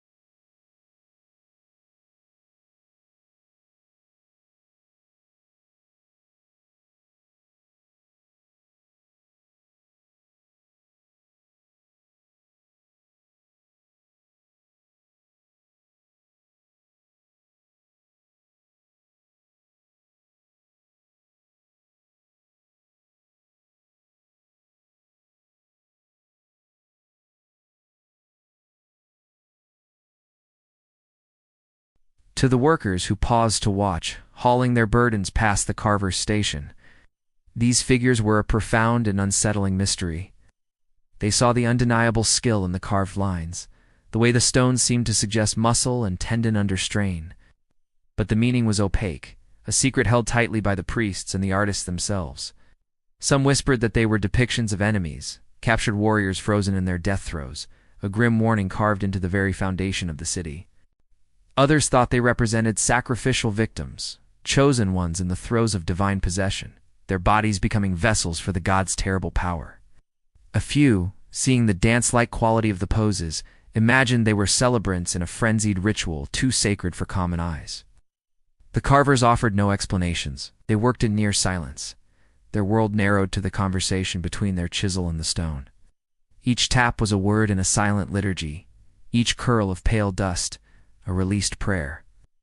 They knew the true meaning. These were not portraits of enemies or victims, but representations of the ancient contorted gods of life and death, of fire and time. They were symbols of the primordial struggle and ecstasy that underpinned all of creation. A reminder that the order and grandeur of the rising city were born from a foundation of cosmic chaos and sacrifice. For the common workers, the danzantes became a source of grim fascination. They were the city's first permanent inhabitants, these twisted, silent figures forever bound to the stone. Men would touch them surreptitiously as they passed. A quick brush of fingers against the cool carved lines, as if seeking a blessing or absorbing a fraction of their terrifying power. The figures served as a silent, sobering counterpoint to the soaring optimism of the temples and plazas. They were a reminder that the glory of Monte was rooted in something deep, dark, and profoundly mysterious, a sacred truth that was felt in the bones long before it could ever be understood by the mind. The sun had long since fled behind the western peaks, leaching the color from the world. In leaving the summit of Danaban bathed in the cool, spectral light of a rising moon, the relentless industry of the day had ceased, the shouts of overseers and the ring of tools replaced by a profound, echoing silence. Yavi, his muscles humming with the day's fatigue, found he could not yet descend to the crowded, smoky shelters on the lower slopes. A strange restlessness held him there, on the half-built stage of the future. He walked alone through the vast, moon-washed expanse of the Grand Plaza. The leveled earth, usually churned to pale dust by thousands of feet, was now smooth and silvered, a great calm lake frozen in time. The emerging structures, which by day were the focus of such furious pragmatic effort, were transformed. The North Platform was no longer a complex engineering project. It was a black ziggurat cutting a jagged silhouette against the star-strewn sky, a stairway to the heavens. The parallel walls of the ball court were deep trenches of shadow, their purpose feeling more ominous, more ancient in the stillness. His own footsteps were the only sound, a soft, solitary crunch that seemed disrespectfully loud in the holy quiet. He moved like an intruder in a world not yet meant for the living. And then the ghosts came, not the spirits of the dead, but the phantoms of the future. His mind, freed from the brutal focus of quarrying and hauling, began to paint the silence with life. The empty plaza was not empty at all. He saw it thronged with people, not the dusty, laboring figures he knew, but a multitude in brilliant white cotton and dazzling feathered regalia. He heard the ghost of a roar from a crowd 10,000 strong, watching the sacred ball game play out in the shadowed court below. He saw priests in jaguar pelts processing up the immense staircase of the North Platform, their forms dark against the white plaster, ascending to make offerings to a risen sun. He walked to the center of the plaza where the first foundation stone lay, buried with its treasures of jade and obsidian, and he imagined he could feel the latent power humming through the soles of his sandals, a sleeping leviathan beneath his feet. This was no longer a construction site. In the alchemy of the moonlight, it had become the city it was destined to be, a living, breathing entity of stone and spirit. He was not a laborer walking through mud and stone. He was a man alone in the heart of a capital, a witness to its silent, waiting majesty. The ghosts were everywhere. In the perfectly fitted stones of a low wall, he saw the generations of masons who would run their hands over its seams in admiration. In the empty space where a temple would stand, he felt the weight of future prayers, the scent of future copal smoke. The city was already complete. It existed whole and perfect in this moment, a truth visible only in the liminal space between day and night, between labor and rest. He, Yavi the Stonebreaker, was the ghost here, an ephemeral presence from the past walking through the solid, eternal reality of the future. Monte. A profound peace settled over him, a sense of belonging to something infinitely larger than himself. He was not just building a city. He was living in its memory before it had even been born. The mountain's mood shifted with a sudden, violent finality. The high, thin air, usually sharp and clear, grew thick and heavy, pressing down on the summit with an almost physical weight. The brilliant blue of the sky was devoured by a rolling tide of bruised purple and ominous gray, clouds boiling up from the valley below, as if the earth itself were exhaling its fury. The wind, once a constant companion, dropped away into an eerie, suffocating stillness, and the sounds of labor faltered as thousands of eyes turned upward. The first distant rumble was not a sound, but a feeling, a deep vibration that traveled through the stone beneath their feet, a warning growl from a slumbering giant. Then the light changed, leaching the color from the world, turning the pale limestone of the rising walls a sickly, jaundiced gray. The temperature plummeted. A few fat, cold raindrops spattered against the dusty earth, each one leaving a dark, coin-sized stain. A collective breath was held across the summit, and then the sky tore open. It was not a rainstorm. It was an avalanche of water. The clouds unleashed a torrential fury, a blinding, deafening wall of water that struck the mountain with the force of a physical blow. In the instant, the world dissolved into a roaring gray chaos. The careful order of the worksite was erased, replaced by a frantic, desperate scramble. The overseer's whistles shrieked, cutting through the din, not to command work, but to command survival. The primary directive was no longer progress, but preservation. The deluge turned the carefully leveled earth of the Grand Plaza into a churning sea of mud. The switchbacking paths, painstakingly carved into the mountainside, became treacherous, fast-moving rivers of slurry. The greatest terror was the water itself, not falling from the sky, but rising from the ground. It gathered in furious torrents, seeking the path of least resistance. and that path was straight down the slopes they had spent months building up. These runoff rivers threatened to undercut the newly laid foundations of the north platform, to wash away the fragile retaining walls of the residential terraces, to dissolve the lime and sand piles for the plaster into useless milky streams. There was no shelter. The thatched lean-tos and temporary huts were shredded by the wind and dissolved into sodden pulp. Workers scrambled for any lie offered by a half-built wall or a large stable stone, huddling together, not for warmth, but for the simple animal comfort of shared terror. Their world had shrunk to the few feet in front of their faces. A reality of stinging rain, sucking mud, and the terrifying elemental power of the unleashed sky. Through the blinding sheets of water, figures could be seen moving not for cover, but toward the danger. Teams of men lashed together by ropes fought their way to the most vulnerable points, the edges of the plaza, where water was threatening to carve new gullies, the base of the ball court walls where mud was already beginning to pile deep. They used their own bodies as barriers, as sandbags, digging with their hands, and tools to divert the coursing water, their efforts a hopeless, heroic battle against the mountain's own hydrological rage. They were not just protecting stone and mortar. They were protecting the dream itself from being washed back down into the valley from whence it came. The storm was a test, a violent, screaming question from the gods. Was their faith strong enough, their work true enough, to withstand the heavens' wrath? The answer would be written in the mud in the aftermath. Dawn broke not with the usual golden promise, but with a pale, bruised light that seeped through a sky of tattered, retreating clouds. The storm had exhausted itself, moving on to harry other mountains, leaving behind a world utterly transformed. The air, once thick with dust and effort, was now washed clean, carrying the sharp, petrichor scent of drenched earth and the underlying tang of fear.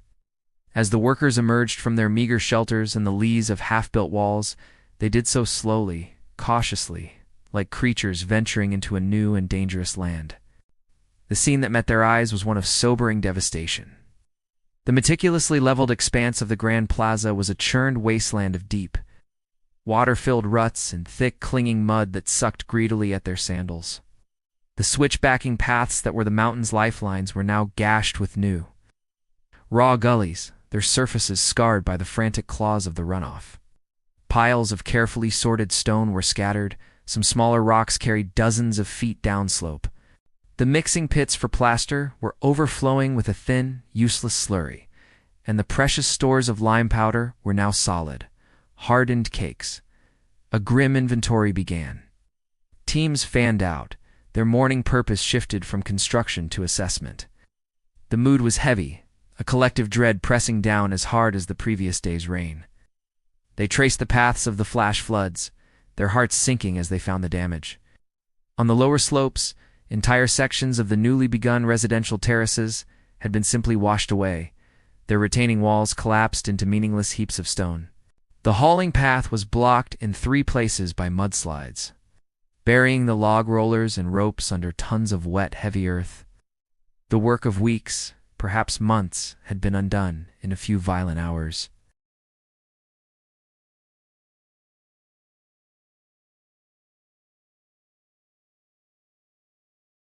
But as the sun climbed higher, burning away the last of the mist, a different story began to emerge alongside the tale of ruin.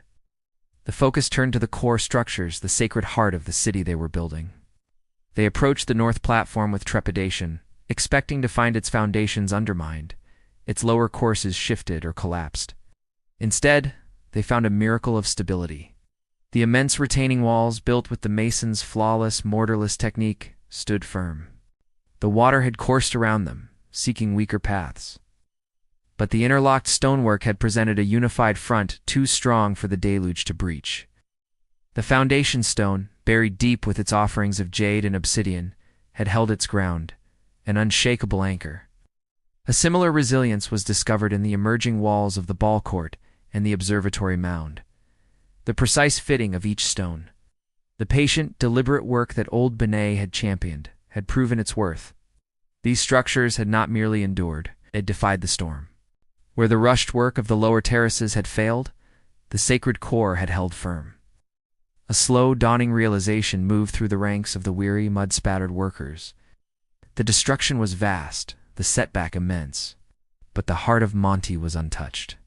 The mountain had tested their work and found the core of it worthy.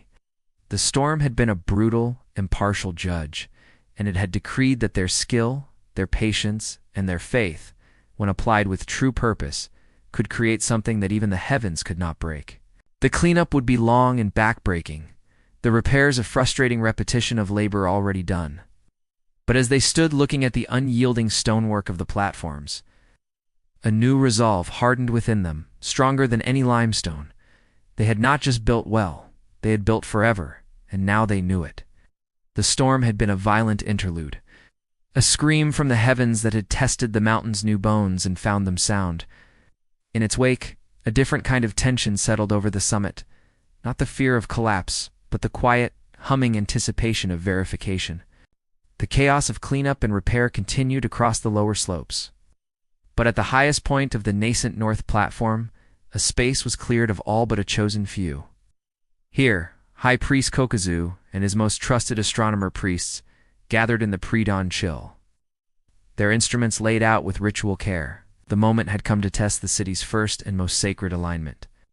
The storm's passage had scoured the sky to a crystalline clarity, and the air was so still it felt like a held breath. The priests worked in a silence broken only by the soft click of calibrated sighting stones being adjusted, and the low murmur of calculations chanted under their breath. They had spent a lifetime studying the slow, majestic dance of the heavens, memorizing the paths of stars and planets, understanding the precise points on the horizon where specific celestial bodies made their first appearance. The entire orientation of the Grand Plaza, the foundational axis upon which Monte was being built, is predicated on one such event: the heliacal rising of a specific, unnamed star, sacred to the god of creation. Kokuzu stood motionless, his feathered cloak stirring faintly in a breeze that had not yet reached the valley below. His eyes were fixed on the eastern horizon, a razor-sharp line between the deep indigo of the retreating night and the faint pearlescent glow of the approaching dawn. His body was a conduit of concentration, every sense attuned to the subtle shift of light. The precise angle of the main temple's proposed facade, the alignment of the Grand Plaza's long axisal of it, would be validated or shattered in the next few moments. This was not mere astronomy. It was a conversation with the cosmos, a demand for a sign that their earthly geometry mirrored the divine. The other priests crouched around their aligned sighting devices, enged stones and hanging plums that created a precise artificial horizon. Their faces were taut with focus, their hands poised. The calculations had been made and remade, checked against generations of celestial knowledge painstakingly passed down. But calculations were theory, stone and sky were truth. Then it happened. A point of brilliant, cold light pierced the darkness on the horizon. Exactly where the priest's instruments had predicted, it was not the sun, but its herald, the sacred star, did not simply appear. It seemed to be born from the precise intersection of the notched sighting stone and the distant ridgeline, as if summoned by their geometry.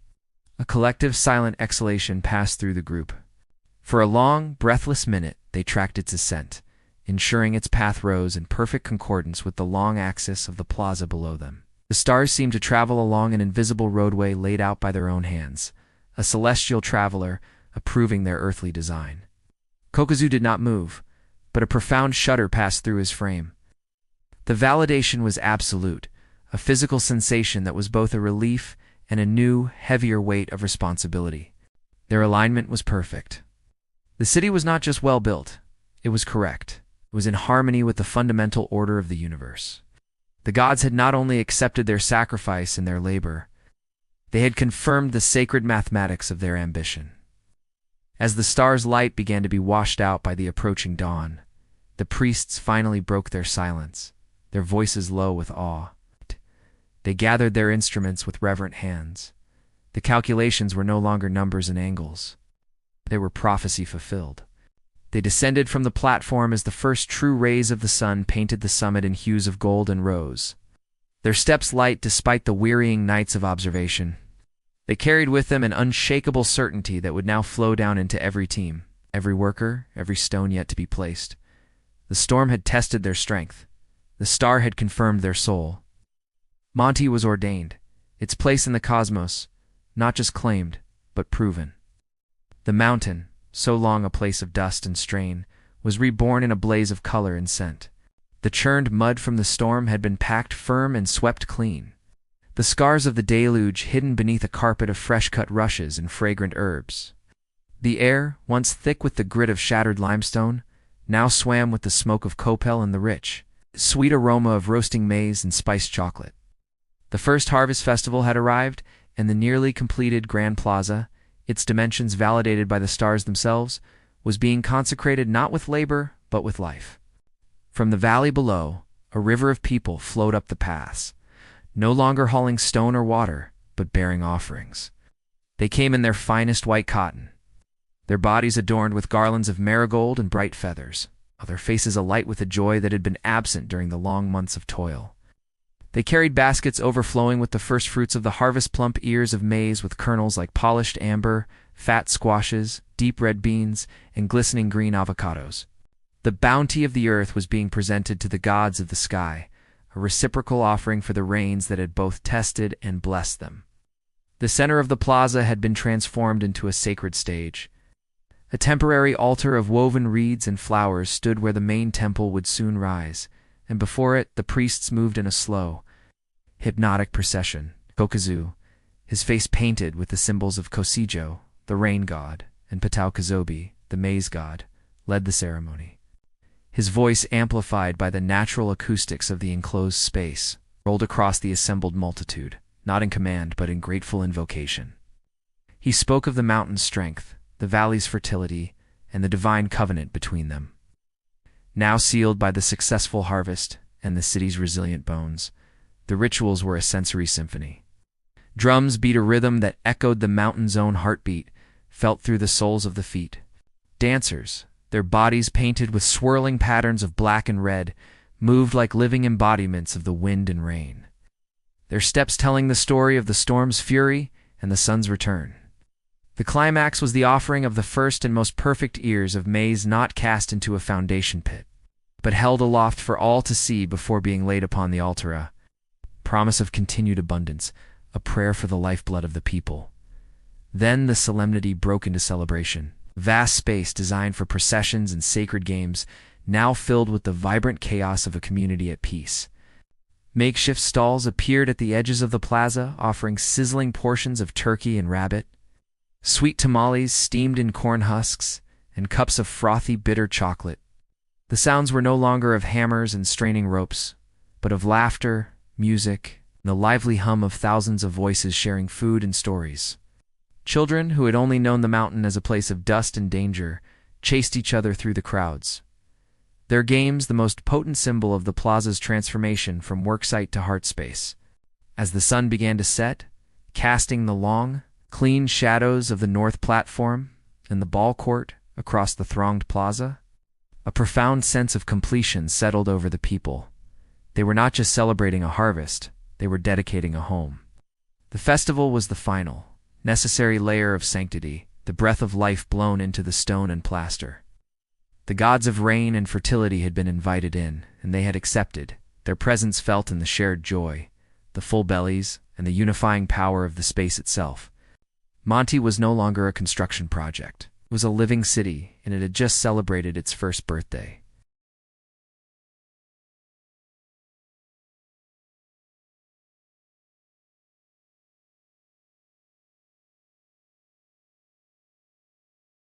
The festival's vibrant echoes had scarcely faded from the plaza, the last scents of copal and spiced chocolate still lingering like a pleasant dream in the thin mountain air when the news arrived.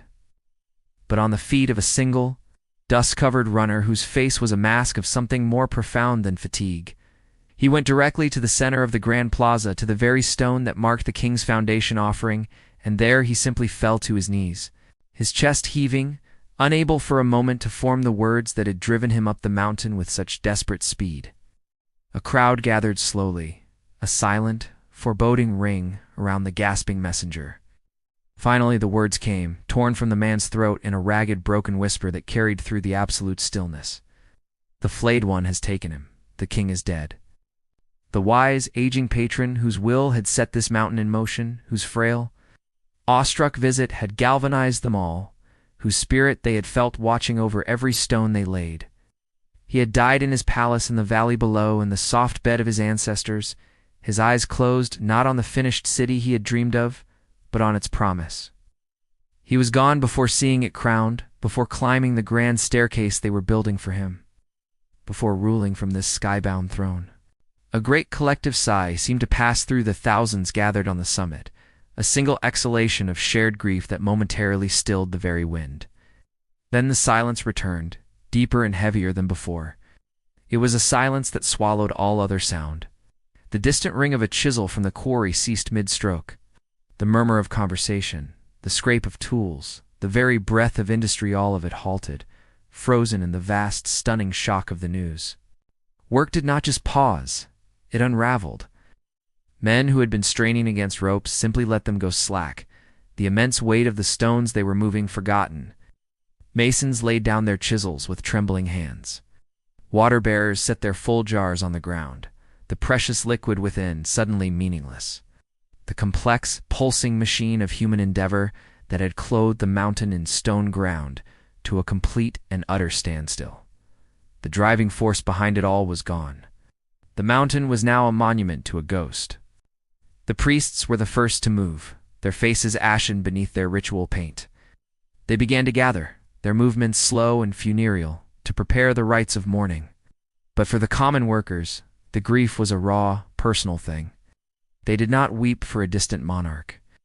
They mourned the father of their endeavor, the man who had believed in the madness of their task. They saw his frail, bowed figure walking through the plaza, felt the weight of his grateful silence. That memory, now forever sealed in death, was more powerful than any command. The city they were building was his legacy, and now it felt like a vast, empty tomb. The founding patron was gone, and the great work, though so near to completion, felt suddenly, terribly unfinished. The silence that had gripped the mountain in the wake of the king's death was a palpable shroud, heavy and suffocating. For 3 days, work remained suspended, the half-built city frozen in a state of collective grief. The Grand Plaza, so recently filled with the vibrant life of the Harvest Festival, now stood empty. The stones themselves seemed to mourn, their pale surfaces reflecting a sky that felt distant and indifferent. The momentum of years had been broken, the driving spirit of the endeavor extinguished. Monte had become a beautiful, abandoned promise. Then, on the 4th dawn, a new procession was sighted on the priest's path. At its head walked Prince Macwell, now King Macwell, his father's crown of jade and obsidian resting upon his brow. But his face was set with a grim resolve that erased any trace of youth. Firm and steady on the stone his people had laid, refusing any comfort his new station might afford him. His gaze was fixed upward, on the silent summit, not with the awe of a first-time visitor, but with the solemn duty of an heir arriving to claim his inheritance. He reached the summit and walked alone into the center of the Grand Plaza, the same spot where the messenger had fallen with the grievous news. The workers had gathered again, but this time their silence was not of shock, but of watchful, desperate anticipation. He placed his hands flat upon the cool, smooth surface of the foundational stone beneath which his father's spirit and offerings lay buried. He bowed his head, and for a long moment he was utterly still, a solitary figure communing with the mountain and the ghost of the king. When he arose and turned to face them, his voice, when it came, did not shout. It carried across the silent plaza with a low, resonant intensity that vibrated in the very stone. He painted anew the dream that had first seized Kokuzu on this very peak, the dream of an unassailable city, a unifying symbol, a legacy in stone that would endure for 1,000 generations. He gave voice to the doubt they all felt, acknowledging the terrifying scale of the loss, the immense shadow cast by the great king's passing. He did not dismiss their grief, shared it, weaving it into the fabric of their purpose. His words became a vow, spoken not just to his people, but to the spirit of his father that he believed watched from the summit.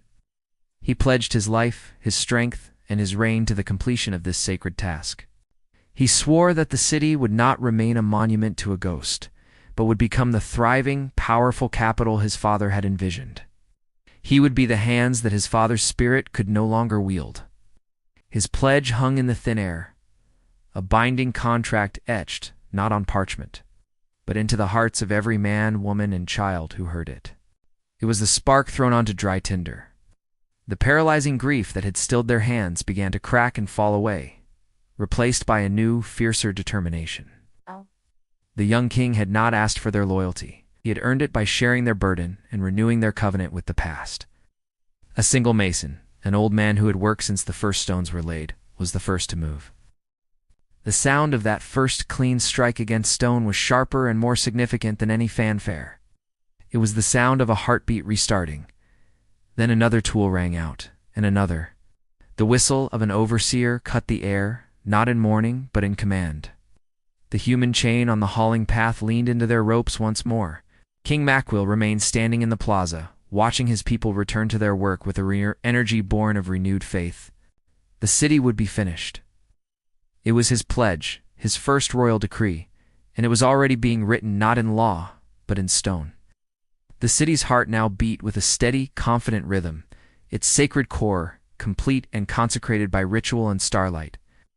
The Grand Plaza, the North Platform, the Ball Court, and the observatory stood as a testament to divine will and human toil, their white-plastered surfaces gleaming like a collection of fallen moons against the mountain's dark green flanks.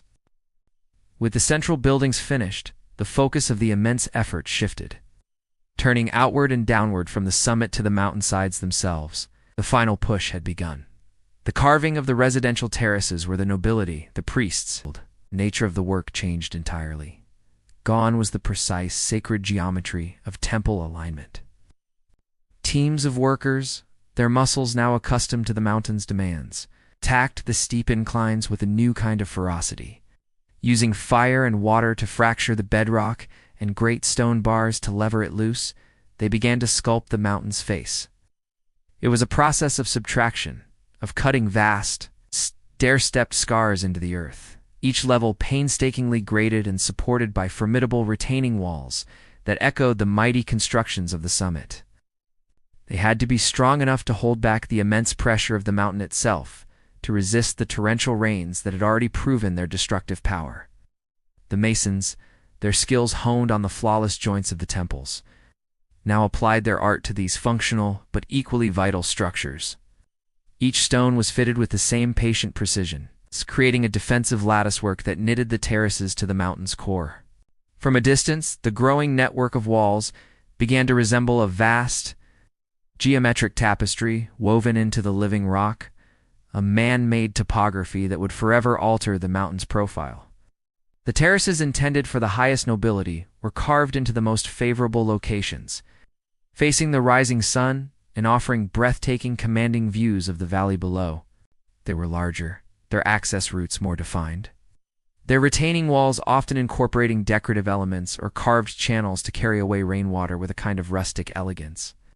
The spaces for the priests were situated closer to the sacred precincts on the summit, their terraces often including small private platforms for meditation and observation of the stars, blurring the line between home and temple. For the workers who labored to create them, these terraces were a glimpse into the future hierarchy of the city they were building. They were carving the neighborhoods of power, the very fabric of the social order that would govern Monte. With every basket of earth removed, with every ton of stone set into a wall, they were defining who would live where, who would wake to the first light, and who would hold dominion over the spectacular vista. They were not just shaping land, they were shaping a society, one level at a time, ensuring the city in the clouds would have not only a glorious heart, but a strong and stratified body to inhabit it.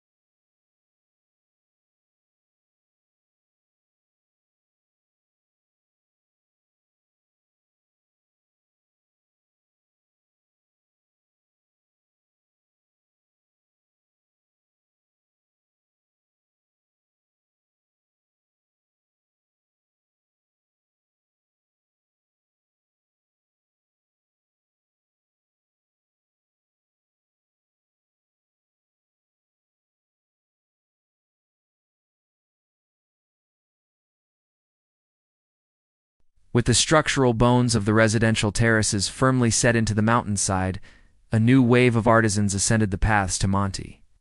They did not carry the heavy tools of excavation or the brute strength for hauling stone. Their burdens were lighter, more precious.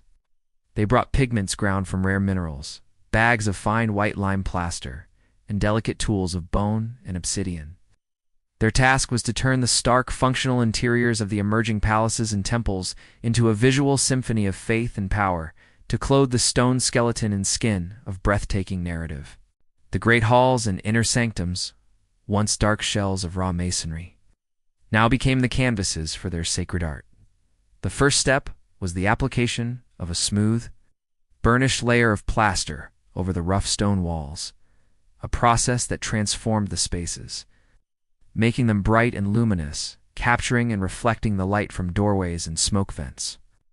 This pristine white surface was the waiting page, and the artists approached it with the reverence of scribes, transcribing a divine text. Then, the stories began to bloom. Master painters, their hands steady and their eyes holding visions of another world, dipped their brushes into pots of vibrant color. They worked in teams, their movements a silent, coordinated dance. One would outline the grand forms in charcoal. Another would fill in the bold fields of color, the deep ochre of jaguar skin, the verdant green of quetzal feathers, the bloody crimson of sacrifice, and third would add the finest details with a needle-sharp tool. They did not paint mere decoration. They painted theology and history. Vast murals unfolded across the walls, depicting the Zapotec pantheon in all its terrible majesty. Here was Kosojo, the storm god, rendered with goggling eyes and a serpentine tongue, surrounded by swirling clouds and bolts of lightning. There was Patau Kazobi, the young maize god, emerging from a crack in the earth, a tender green shoot symbolizing life and renewal. The images were not static portraits, but dynamic scenes of cosmic drama. Gods creating the world, battling chaos, accepting the blood offerings that sustain the universe. Alongside the gods, the history of the people was carved and painted into being. In the palaces, skilled artisans worked in plaster, creating elaborate high-relief friezes. These scenes were more earthly, but no less mythic. They showed the first king receiving the mandate to rule from a descending god, the legendary migration of the people to the valley, and the great victories of Zapotec armies over their rivals. The figures were idealized, powerful, and stiff with ritual importance, their feathered headdresses and jade ornaments rendered in meticulous detail. They were a constant, looming reminder to the nobility who would inhabit these rooms of their divine right to rule and the glorious weight of their ancestry.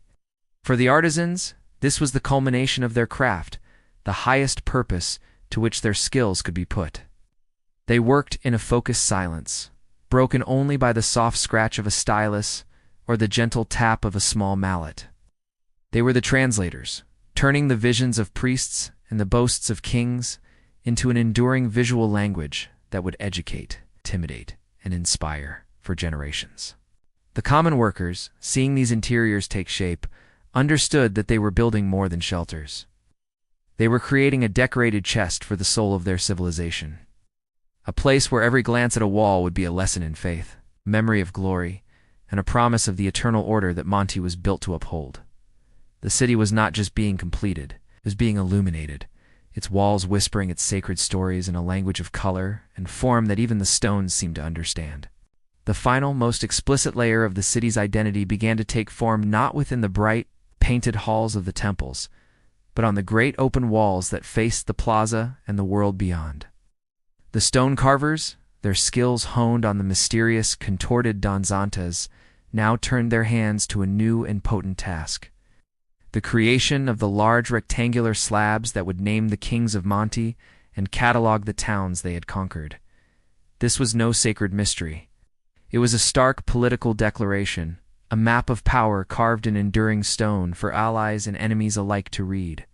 The slabs were immense, their surfaces smoothed to a near-porcelain finish, providing a vast pale canvas for the carver's art. The style was deliberately different from the fluid, dynamic murals inside. Here, the imagery was rigid, formal, almost glyphic in its precision. The work was not about capturing movement or emotion, but about transmitting information with an authority that brooked no argument. The master carvers worked from lists provided by the new king's scribes, their chisels translating names and places into a permanent public record. The central figure on each slab was invariably a named ruler, depicted not as a living, breathing man, but as an icon of authority. He was shown in profile, seated on a simple glyph, representing a mountain or a throne, his body stiff and hieratic. His headdress was an elaborate catalog of his status. Piled high with symbols of office-stylized feathers, jade beads, the heads of conquered beasts. In his hand he might hold a scepter or a weapon, but his power was communicated less by action than by his immovable presence and the objects arrayed around him. These objects were the true point of the carving, surrounding the central figure, sometimes upside down or tilted at odd angles as if fallen, were the place glyphs of conquered towns. Each was a small, masterful carving in itself, a hill with a specific marking, a temple with a distinctive roof comb, a spring denoted by a squiggle of water. There was no narrative of battle, no depiction of violence or submission. Statement was simpler, colder, and more final. The town was now under the control of the figure on the throne. Its glyph was a trophy, a heraldic device added to the king's growing collection of dominion. The act of carving these slabs was a political ritual in itself, as the craftsman's chisels bit into the stone, defining the clean, angular lines of a captured town's glyph. They were not just shaping rock. They were enacting a symbolic conquest, etching the reality of Zapotec hegemony into the very fabric of the city. Overseers from the king's court would often watch the progress, ensuring the glyphs were rendered correctly, and in the proper order of importance, the visual grammar of empire being enforced with every tap of the hammer. When a finished slab was levered into its place on a prominent wall, its message was undeniable. The white stone gleamed, the deeply cut glyphs casting sharp shadows that made the images stand out with graphic clarity. It was a billboard of stone, a legal document for all to see. For the people of Monte, it was a source of pride, a visual proof of their city's growing power and the reach of their king. For any visiting dignitary or trader from the valley, it was a sobering lesson in the new political order. The city was no longer just a sacred vision or a defensive stronghold. It was the administrative heart of an expanding empire, and its walls now spoke the blunt, uncompromising language of conquest. The story of Monte was no longer whispered by priests or painted by artists. It was shouted from the ramparts, carved in stone for eternity. The final stone was a keystone, perfectly dressed wedge of limestone that seemed to drink the afternoon light, its surface smoother and paler than any around it.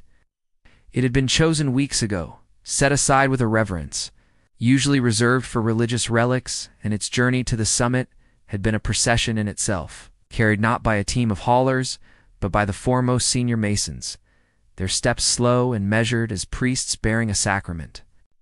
Now it hung from a network of ropes above the apex of the main temple pyramid, a single, geometric puzzle piece, suspended against the vast, empty blue of the sky. All work on the mountain had ceased. The usual cacophony of creation, the ring of chisels, the grunt of men, the scrape of plaster, had been smothered by a profound, waiting silence. Thousands of faces were upturned, their expressions unreadable from a distance, a sea of still figures frozen in the act of looking up. From the highest priest to the lowliest water-bearer, every soul on Monte was focused on that single block of stone. It was more than the capstone of a building. It was the period at the end of a sentence written in sweat and blood and faith, a sentence decades in the making. The chief mason, his face a roadmap of dust-touched lines, gave a series of nearly imperceptible hand signals. The teams on the ropes responded with infinitesimal adjustments, their muscles coiled with a tension that had nothing to do with the stone's weight and everything to do with its significance. The block descended with agonizing slowness, turning slightly as it did, its shadow tracing a slow circle on the pale plaster of the course below. The only sound was the soft creak of the ropes and the hammering of 1,000 hearts. It settled into its designated space with a sound that was not a crack or a thud, but a soft, definitive sigh, perfect, seamless exhale of stone meeting stone. The fit was absolute. Not a whisper of light showed between its edges and those of its neighbors. The ropes went slack. The silence that followed was heavier and more immense than any that had come before. It was a vacuum, a void that swallowed sound and breath and time itself. It was the silence of completion, of a task so vast and consuming that its end was almost incomprehensible. For a long, suspended moment, the thousands of workers simply stood, their minds struggling to catch up with the reality that the work, the back-breaking, life-defining work was done. The pyramid was complete. The temple was crowned. The mountain had been remade. Then, as if on a single, shared breath, the silence broke.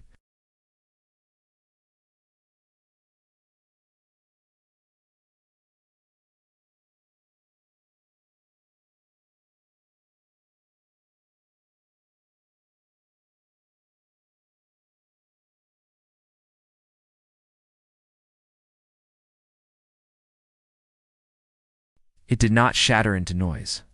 It erupted into sound. A great, wordless roar tore from the throats of the multitude, a primal wave of release that rolled across the summit and echoed back from the surrounding peaks. It was a sound of pure, undiluted triumph, a collective catharsis of decades of strain and sacrifice. The roar quickly coalesced into a rhythmic, pounding chant, a single name repeated over and over with a fervor that was both prayer and victory cry. The name was not that of a king or a god, but of the mountain itself, the city, the dream made manifest. Monte Albán, Monte Albán, Monte Albán, Monte Albán. Men embraced, their dust-covered faces streaked with sudden, unashamed tears. They pounded each other on the back. They fell to their knees. They raised their blistered hands to the sky. The air, so long filled with grit, now vibrated with their raw, joyous energy. They had done it. They had taken a vision from a priest, and the will of a king, and the strength of a people, and had woven it all into stone and plaster against the roof of the world. The final stone was in place. The main temple stood complete, its perfect lines a white prayer against the blue heavens. And the city of clouds was finally, utterly real. The final stone had been set, the last echo of the celebratory chants had faded, and a new, deeper silence had descended upon Monte. It was not the quiet of absence, but the profound stillness of a held breath, the poised moment before a birth. The work of hands was done. Now began the work of spirit. The entire population of the mountain, cleansed and clad in garments of spotless white cotton, gathered in the vastness of the grand plaza. They stood not as laborers or artisans, but as witnesses. Go. Their faces turned toward the main temple pyramid where High Priest Kokuzu stood alone against the sky, a figure of attenuated power connecting earth to heaven.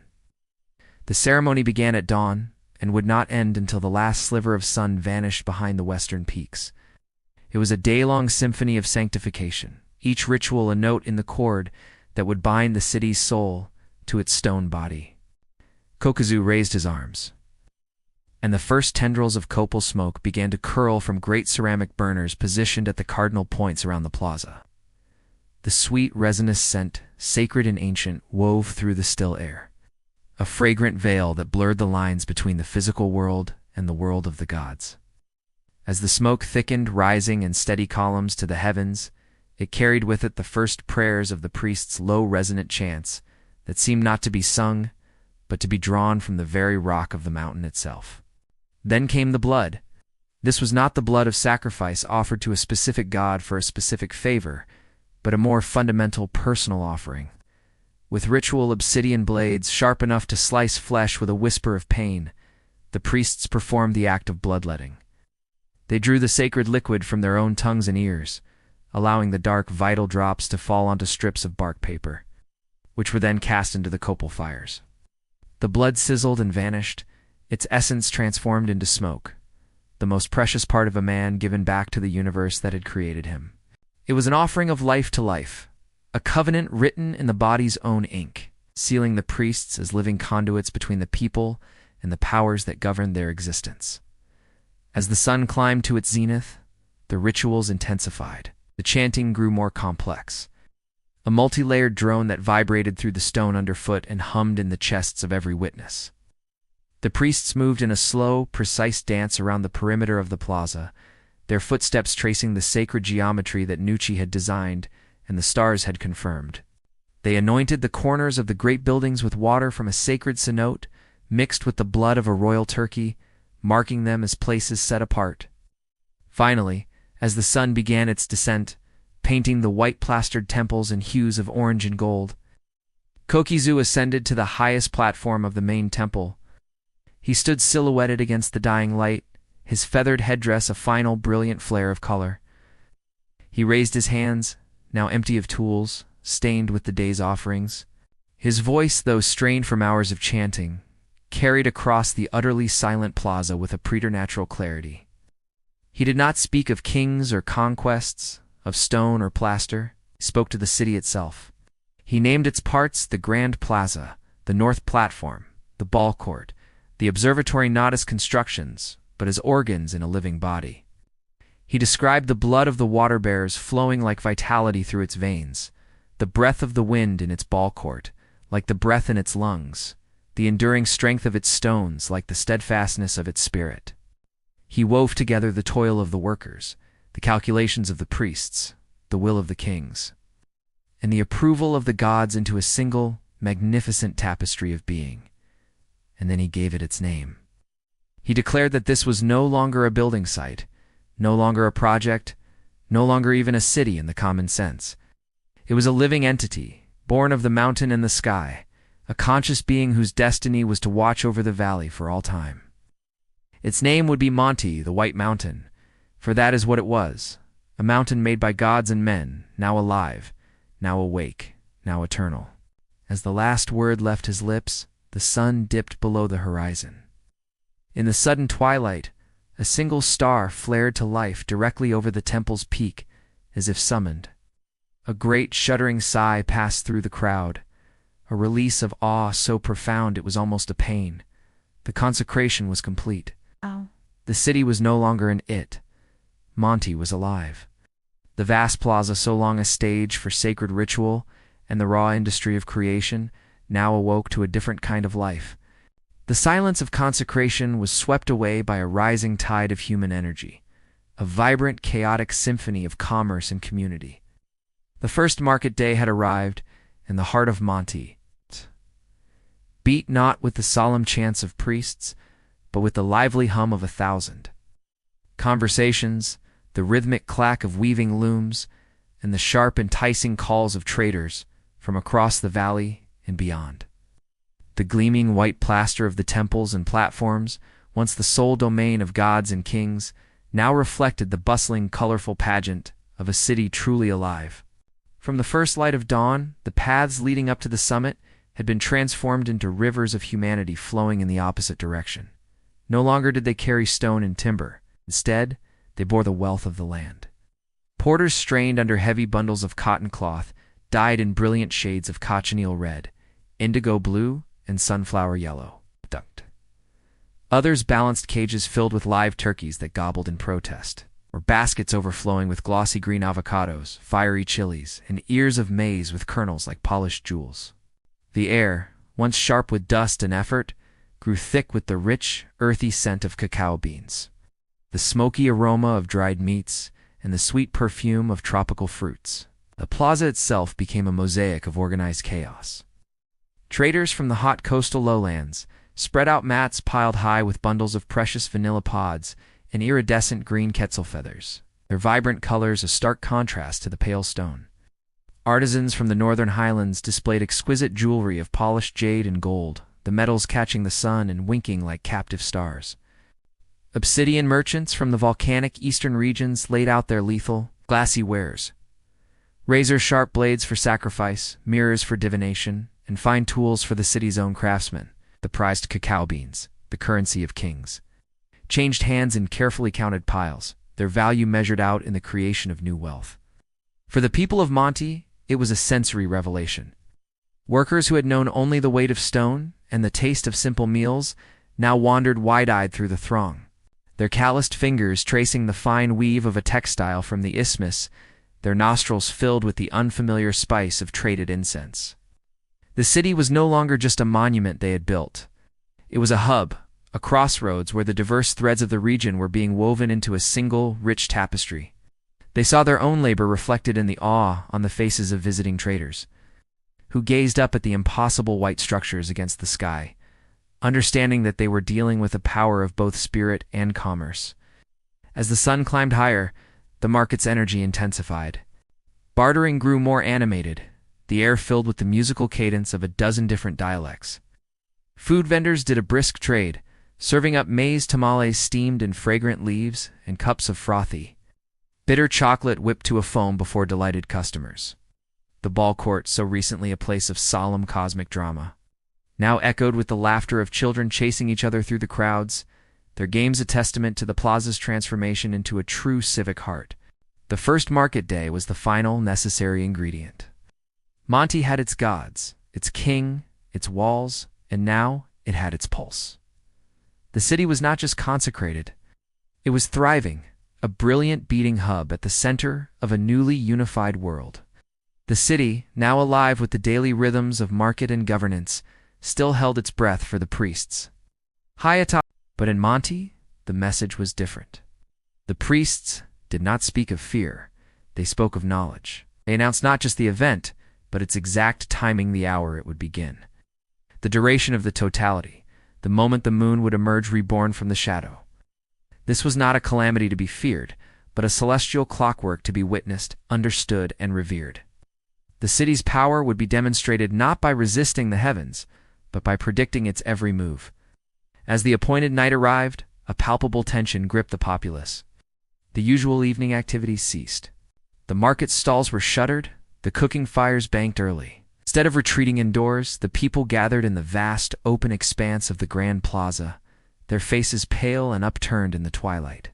A low, anxious murmur hummed through the crowd, the old fears lying just beneath the surface of this new, learned confidence. High on the observatory platform, Kokuzu and his astronomers stood like silent sentinels. Their instruments were aligned, their calculations checked and rechecked. They were the calm center of the gathering storm of anxiety below. The first sign was a faint, dark nibble at the moon's bright edge. A collective gasp rippled through the plaza, followed by a wave of restless movement. The old instincts surged, the desire to hide, to make noise, to plead with the gods. But then the priests began to chant. Their voices, amplified by the perfect acoustics of the sacred space, did not rise in panic, but in a low, resonant, and utterly confident rhythm. It was a hymn not of supplication, but of narration. They chanted the phases of the eclipse as it unfolded, their words describing the geometry of the shadow, the angle of the Earth's cone of darkness, the inevitable progress of the event they had foretold. Their calm certainty was a dam against the tide of fear. As the shadow consumed more of the moon, turning its light to a ghastly dim copper, the people's fear did not vanish, but it transformed. Their terrified glances upward became stares of rapt fascination. The priest's chant was a guide rope through the darkness, leading them away from superstition and into awe. They were not victims of a celestial monster, were witnesses to a performance whose script their own learned men had read in advance. When the moon was fully engulfed, and the world was plunged into a deep, eerie twilight, lit only by the faintest red glow, the plaza was utterly silent, but for the steady, unwavering chant of the priests.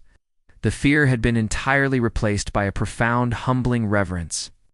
The people looked from the darkened moon to the dark silhouettes of the priests on the observatory, and they understood the true nature of the city's power.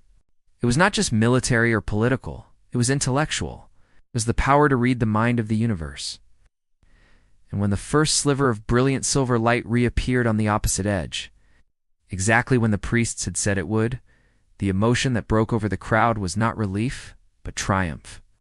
A great, unified cry of wonder and admiration rose from thousands of throats, no longer directed at the moon, but at their own priests, their own city.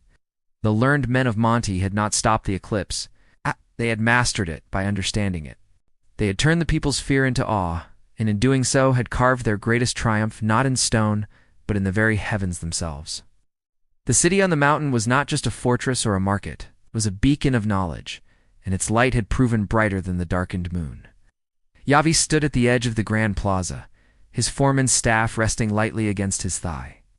The morning sun, still low and gentle, washed over the city, setting the white-plastered temples and platforms aglow as if lit from within. The air, once thick with the grit of crushed limestone, and the sweat of labor, now carried the scent of blooming flowers from the terraced gardens and the distant, savory smoke of morning cookfires. The market would not open for hours, and in this quiet, sacred light, Monte belonged not to the traders or the priests, but to the ghosts of its making. He looked down at his own hands, turned them over, and studied the landscape they had become. The skin was a tapestry of calluses, each one a hardened memory. The thick pad at the base of his thumb spoke of endless days wielding a hammerstone in the quarry. The rough, cross-hatched scars on his palms were a permanent record of ropes sawing through skin, of the brutal, grinding ascent of stone. His knuckles were permanently enlarged, the fingers slightly crooked from a lifetime of gripping, prying, and holding.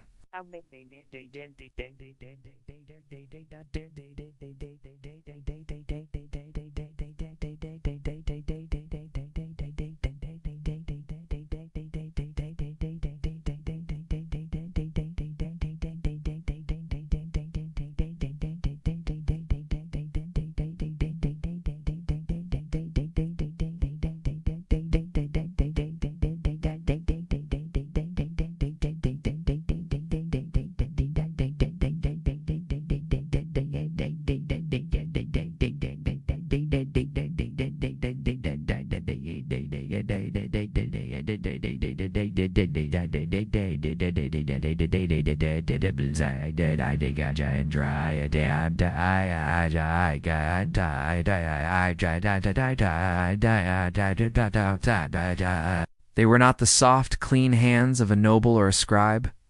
He had been a boy when he first climbed this mountain, his muscles soft, his spirit untested. He had learned the language of stone here, word by painful word. He had felt the mountain-est wrath in the storm, and its approval in the unyielding strength of the walls they built. He had known the despair of the king's death and the renewed fire of the new king's pledge. These hands had bled into the mortar, their sweat had mixed with the plaster, their strength was woven into the very fabric of the city. His gaze lifted from his own weathered flesh to the impossible glory before him. The north platform rose in perfect, majestic tiers, its grand staircase an invitation to the gods. The ball court lay silent and potent, its shadows holding the echo of cosmic struggle. The observatory mound stood as a testament to a learned peace with the heavens. He could pick out the very stones he had broken, the walls his team had hauled into place. The terrace he had helped to level for a noble's home. He knew the city not as a citizen might, by its streets and buildings, but by its bones and sinews, by the immense collective effort that had given it form. Profound understanding settled over him, as deep and quiet as the foundation stone buried beneath the plaza. He was not just a foreman, he was a living part of this eternal thing. The nobles would live in the houses, the priests would chant in the temples, the kings would rule from the palaces. But they would walk on the stones he had set. They would be sheltered by the walls he had raised. Their children would play in the plaza his hands had helped to level. His legacy would not be written on a carved slab or painted on a temple wall. It was written in the enduring silence of the stone itself. It was in the perfect joint that would never loosen, in the plaster that would deflect the rain for centuries, in the alignment that would forever catch the equinox sun. He had not built for a season or for a king's reign. He had built for time itself. The city would outlive him. It would outlive his children and his children's children. It would stand long after his name was forgotten, long after the memory of his face had faded from the world. And that was the greatest honor, the truest success. He was a mortal man who had helped create something immortal. His calloused hands, which had known only toil, had touched eternity. A deep, quiet peace filled him, the satisfaction of a seed that knows it has become part of a forest that will long endure. He was Yavi, son of the valley, and he had helped build a mountain. King Mackwell stood upon the north platform, the highest point of the city his father had dreamed of and he had sworn to complete. The wind, a constant companion at this altitude, tugged at the jade beads of his crown and the fine cotton of his mantle, but he stood unmoving, a figure of stone himself. Behind him, arrayed in a respectful semicircle, stood his court advisors, generals and high priests, including the aged but still fierce-eyed Kokazu. But Mackwell's gaze was not for them, it was for the world laid out below, a world forever changed by the mountain upon which he stood. The view was not merely a panorama, it was a living map of a unified kingdom. The valley of Oaxaca stretched away in every direction, a vast patchwork of emerald maize fields, silver threads of river, and the duller greens of agave and cactus.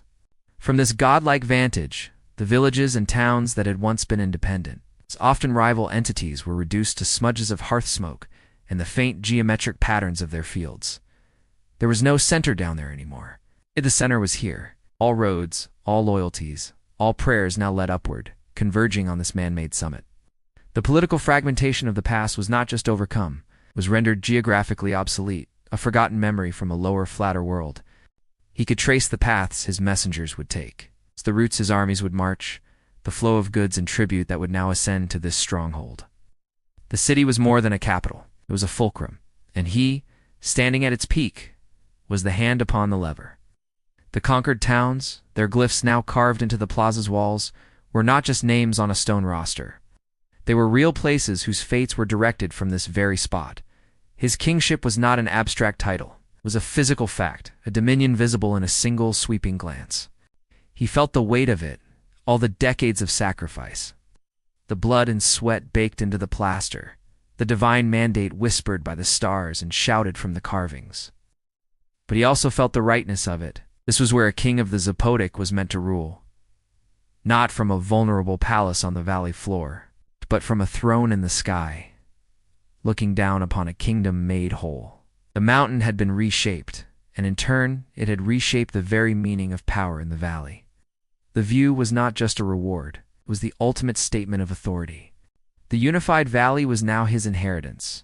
Monte was the jewel in its crown, a beacon of white stone proclaiming a new order to the world below and the heavens above. The sun, warm and gentle, fell upon the back of an old man seated on a low wall at the edge of the grand plaza. High Priest Kokuzu, once a figure of fiery vision and unshakable authority, was now a collection of brittle bones and thin skin, his frame swallowed by a simple cotton robe.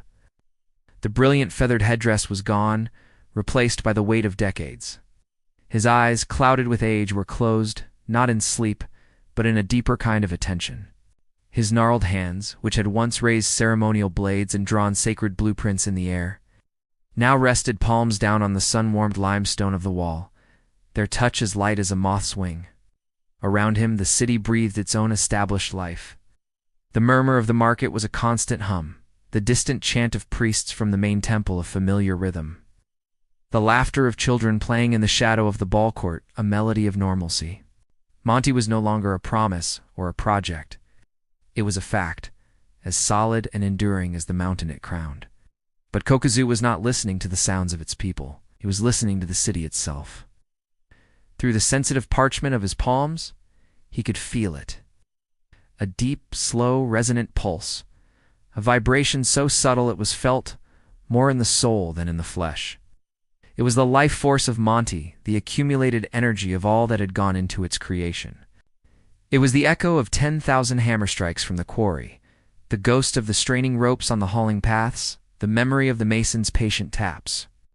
It was the whispered prayers from the consecration, the joyous shouts from the first market day, the silent awe of 1,000 eclipses witnessed from the observatory. It was all here, stored in the stone, a permanent record of faith and force. He did not need to open his eyes to see the city. He knew every line of it, every angle, every secret. He felt the perfect alignment of the plaza with the equinox sun, harmony that thrummed through the stone on certain days like a plucked string. He felt the immense, patient strength of the north platform's retaining walls, their interlocked stones holding back the mountain's weight with a silent, eternal resolve. He felt the focused energy of the ball court, a charged space where the cosmic drama of the game still vibrated in the plaster. The city was not a collection of buildings. It was a single, vast, living entity, and its heartbeat was the rhythm of the collective will that had built it. A profound peace settled over him, a warmth that had nothing to do with the sun, the doubt, the fear, the political struggles. The backbreaking labor, the tempests of the past, had subsided into this deep, unwavering certainty. The vision that had seized him on this very mountain a lifetime ago, a blinding flash of white stone against the blue sky, had not been a fleeting dream. It had been a seed of truth, and he had been the instrument of its planting. He had nurtured it through council debates and kingly skepticism, through storms and death, through the sheer, stubborn faith of a people. And now he sat within its full, magnificent flowering. He knew his own time was short. His breath was shallow. His steps would soon falter entirely. But as he sat there, his hands absorbing the quiet hum of the city, he felt no sorrow. For he knew with absolute certainty that he was not leaving anything behind. His vision, his spirit, his very essence was now inextricably woven into the stone and mortar of this place. He had poured himself into its foundations, and it had given him back a form of eternity. Monte would endure. It would watch over the valley long after his name was forgotten, its white walls a perpetual prayer against the sky. The whisper in the stone was the voice of his own manifest destiny, and it would speak forever. Centuries flowed over the white stones of Monte like water over a deeply anchored rock, shaping its surface but never shifting its core. The city, born from a priest's vision and a people's toil, did not merely endure. It ascended into the realm of legend. Its story was no longer just the memory of its building, but the ongoing fact of its existence. A permanent star in the constellation of Mesoamerican greatness. From its skybound throne, it watched the slow turn of ages. Its legacy not diminishing with time, but compounding. Its influence radiating outwards long after the last Zapotec king had turned to dust. The plazas and platforms, once raw with newness, were polished smooth by the passage of countless feet, the feet of pilgrims, of traders, of ambassadors from distant and powerful cities like Teotihuacan to the north. The perfect geometry of its design, validated by the stars, became a template, a sacred blueprint that other centers sought to emulate, though none could match its audacious marriage of mountain and sky. Its astronomers, heirs to Kokizu's fervent calculations, continued their silent dialogue with the heavens, their predictions of celestial events becoming the unquestioned calendar for the valley. Their knowledge a coveted export that secured the city's reputation as a center of learning and innovation. The glyphs carved into its walls, once a stark declaration of a new king's power, became a historical archive, a stone library recording the lineage of rulers and the expansion of an influence that was as much cultural as it was military. The Zapotec language, the rituals, the very aesthetic of power, the bold geometric patterns, the stark beauty of the danzantes, the grandeur of its elevated plazas became synonymous with Monte. It was not just a city of the Zapotec. It was the Zapotec soul given physical form, an ideal of order, strength, and spiritual sophistication carved into the living rock of the Oaxaca Valley. Through periods of peace and spans of conflict, through the rise and fall of other powers, the city maintained its aura of unassailable permanence. Its terraces, meticulously carved into the mountainsides, continued to house the elite, their homes overlooking a world they helped to shape. The ball court still echoed with the thump of the rubber ball, each game a reenactment of the cosmic struggle that gave the city its sacred purpose. The market plaza remained a vibrant crossroads, a hub where the wealth of the coast met the minerals of the mountains, all conducted under the gaze of the immutable white temples. Monte's power evolved from the military and political to the eternal and symbolic. It became the benchmark against which all other cities were measured, the proof that a people could indeed reach for the heavens, and through unity, faith, and sheer force of will, grasp them. It was a lesson in ambition carved in limestone and plaster, a testament to the fact that the greatest human creations are not those that serve a single generation, but those that define a civilization, cementing its place in the vast, unfolding narrative of history. The city on the mountain was no longer just a place.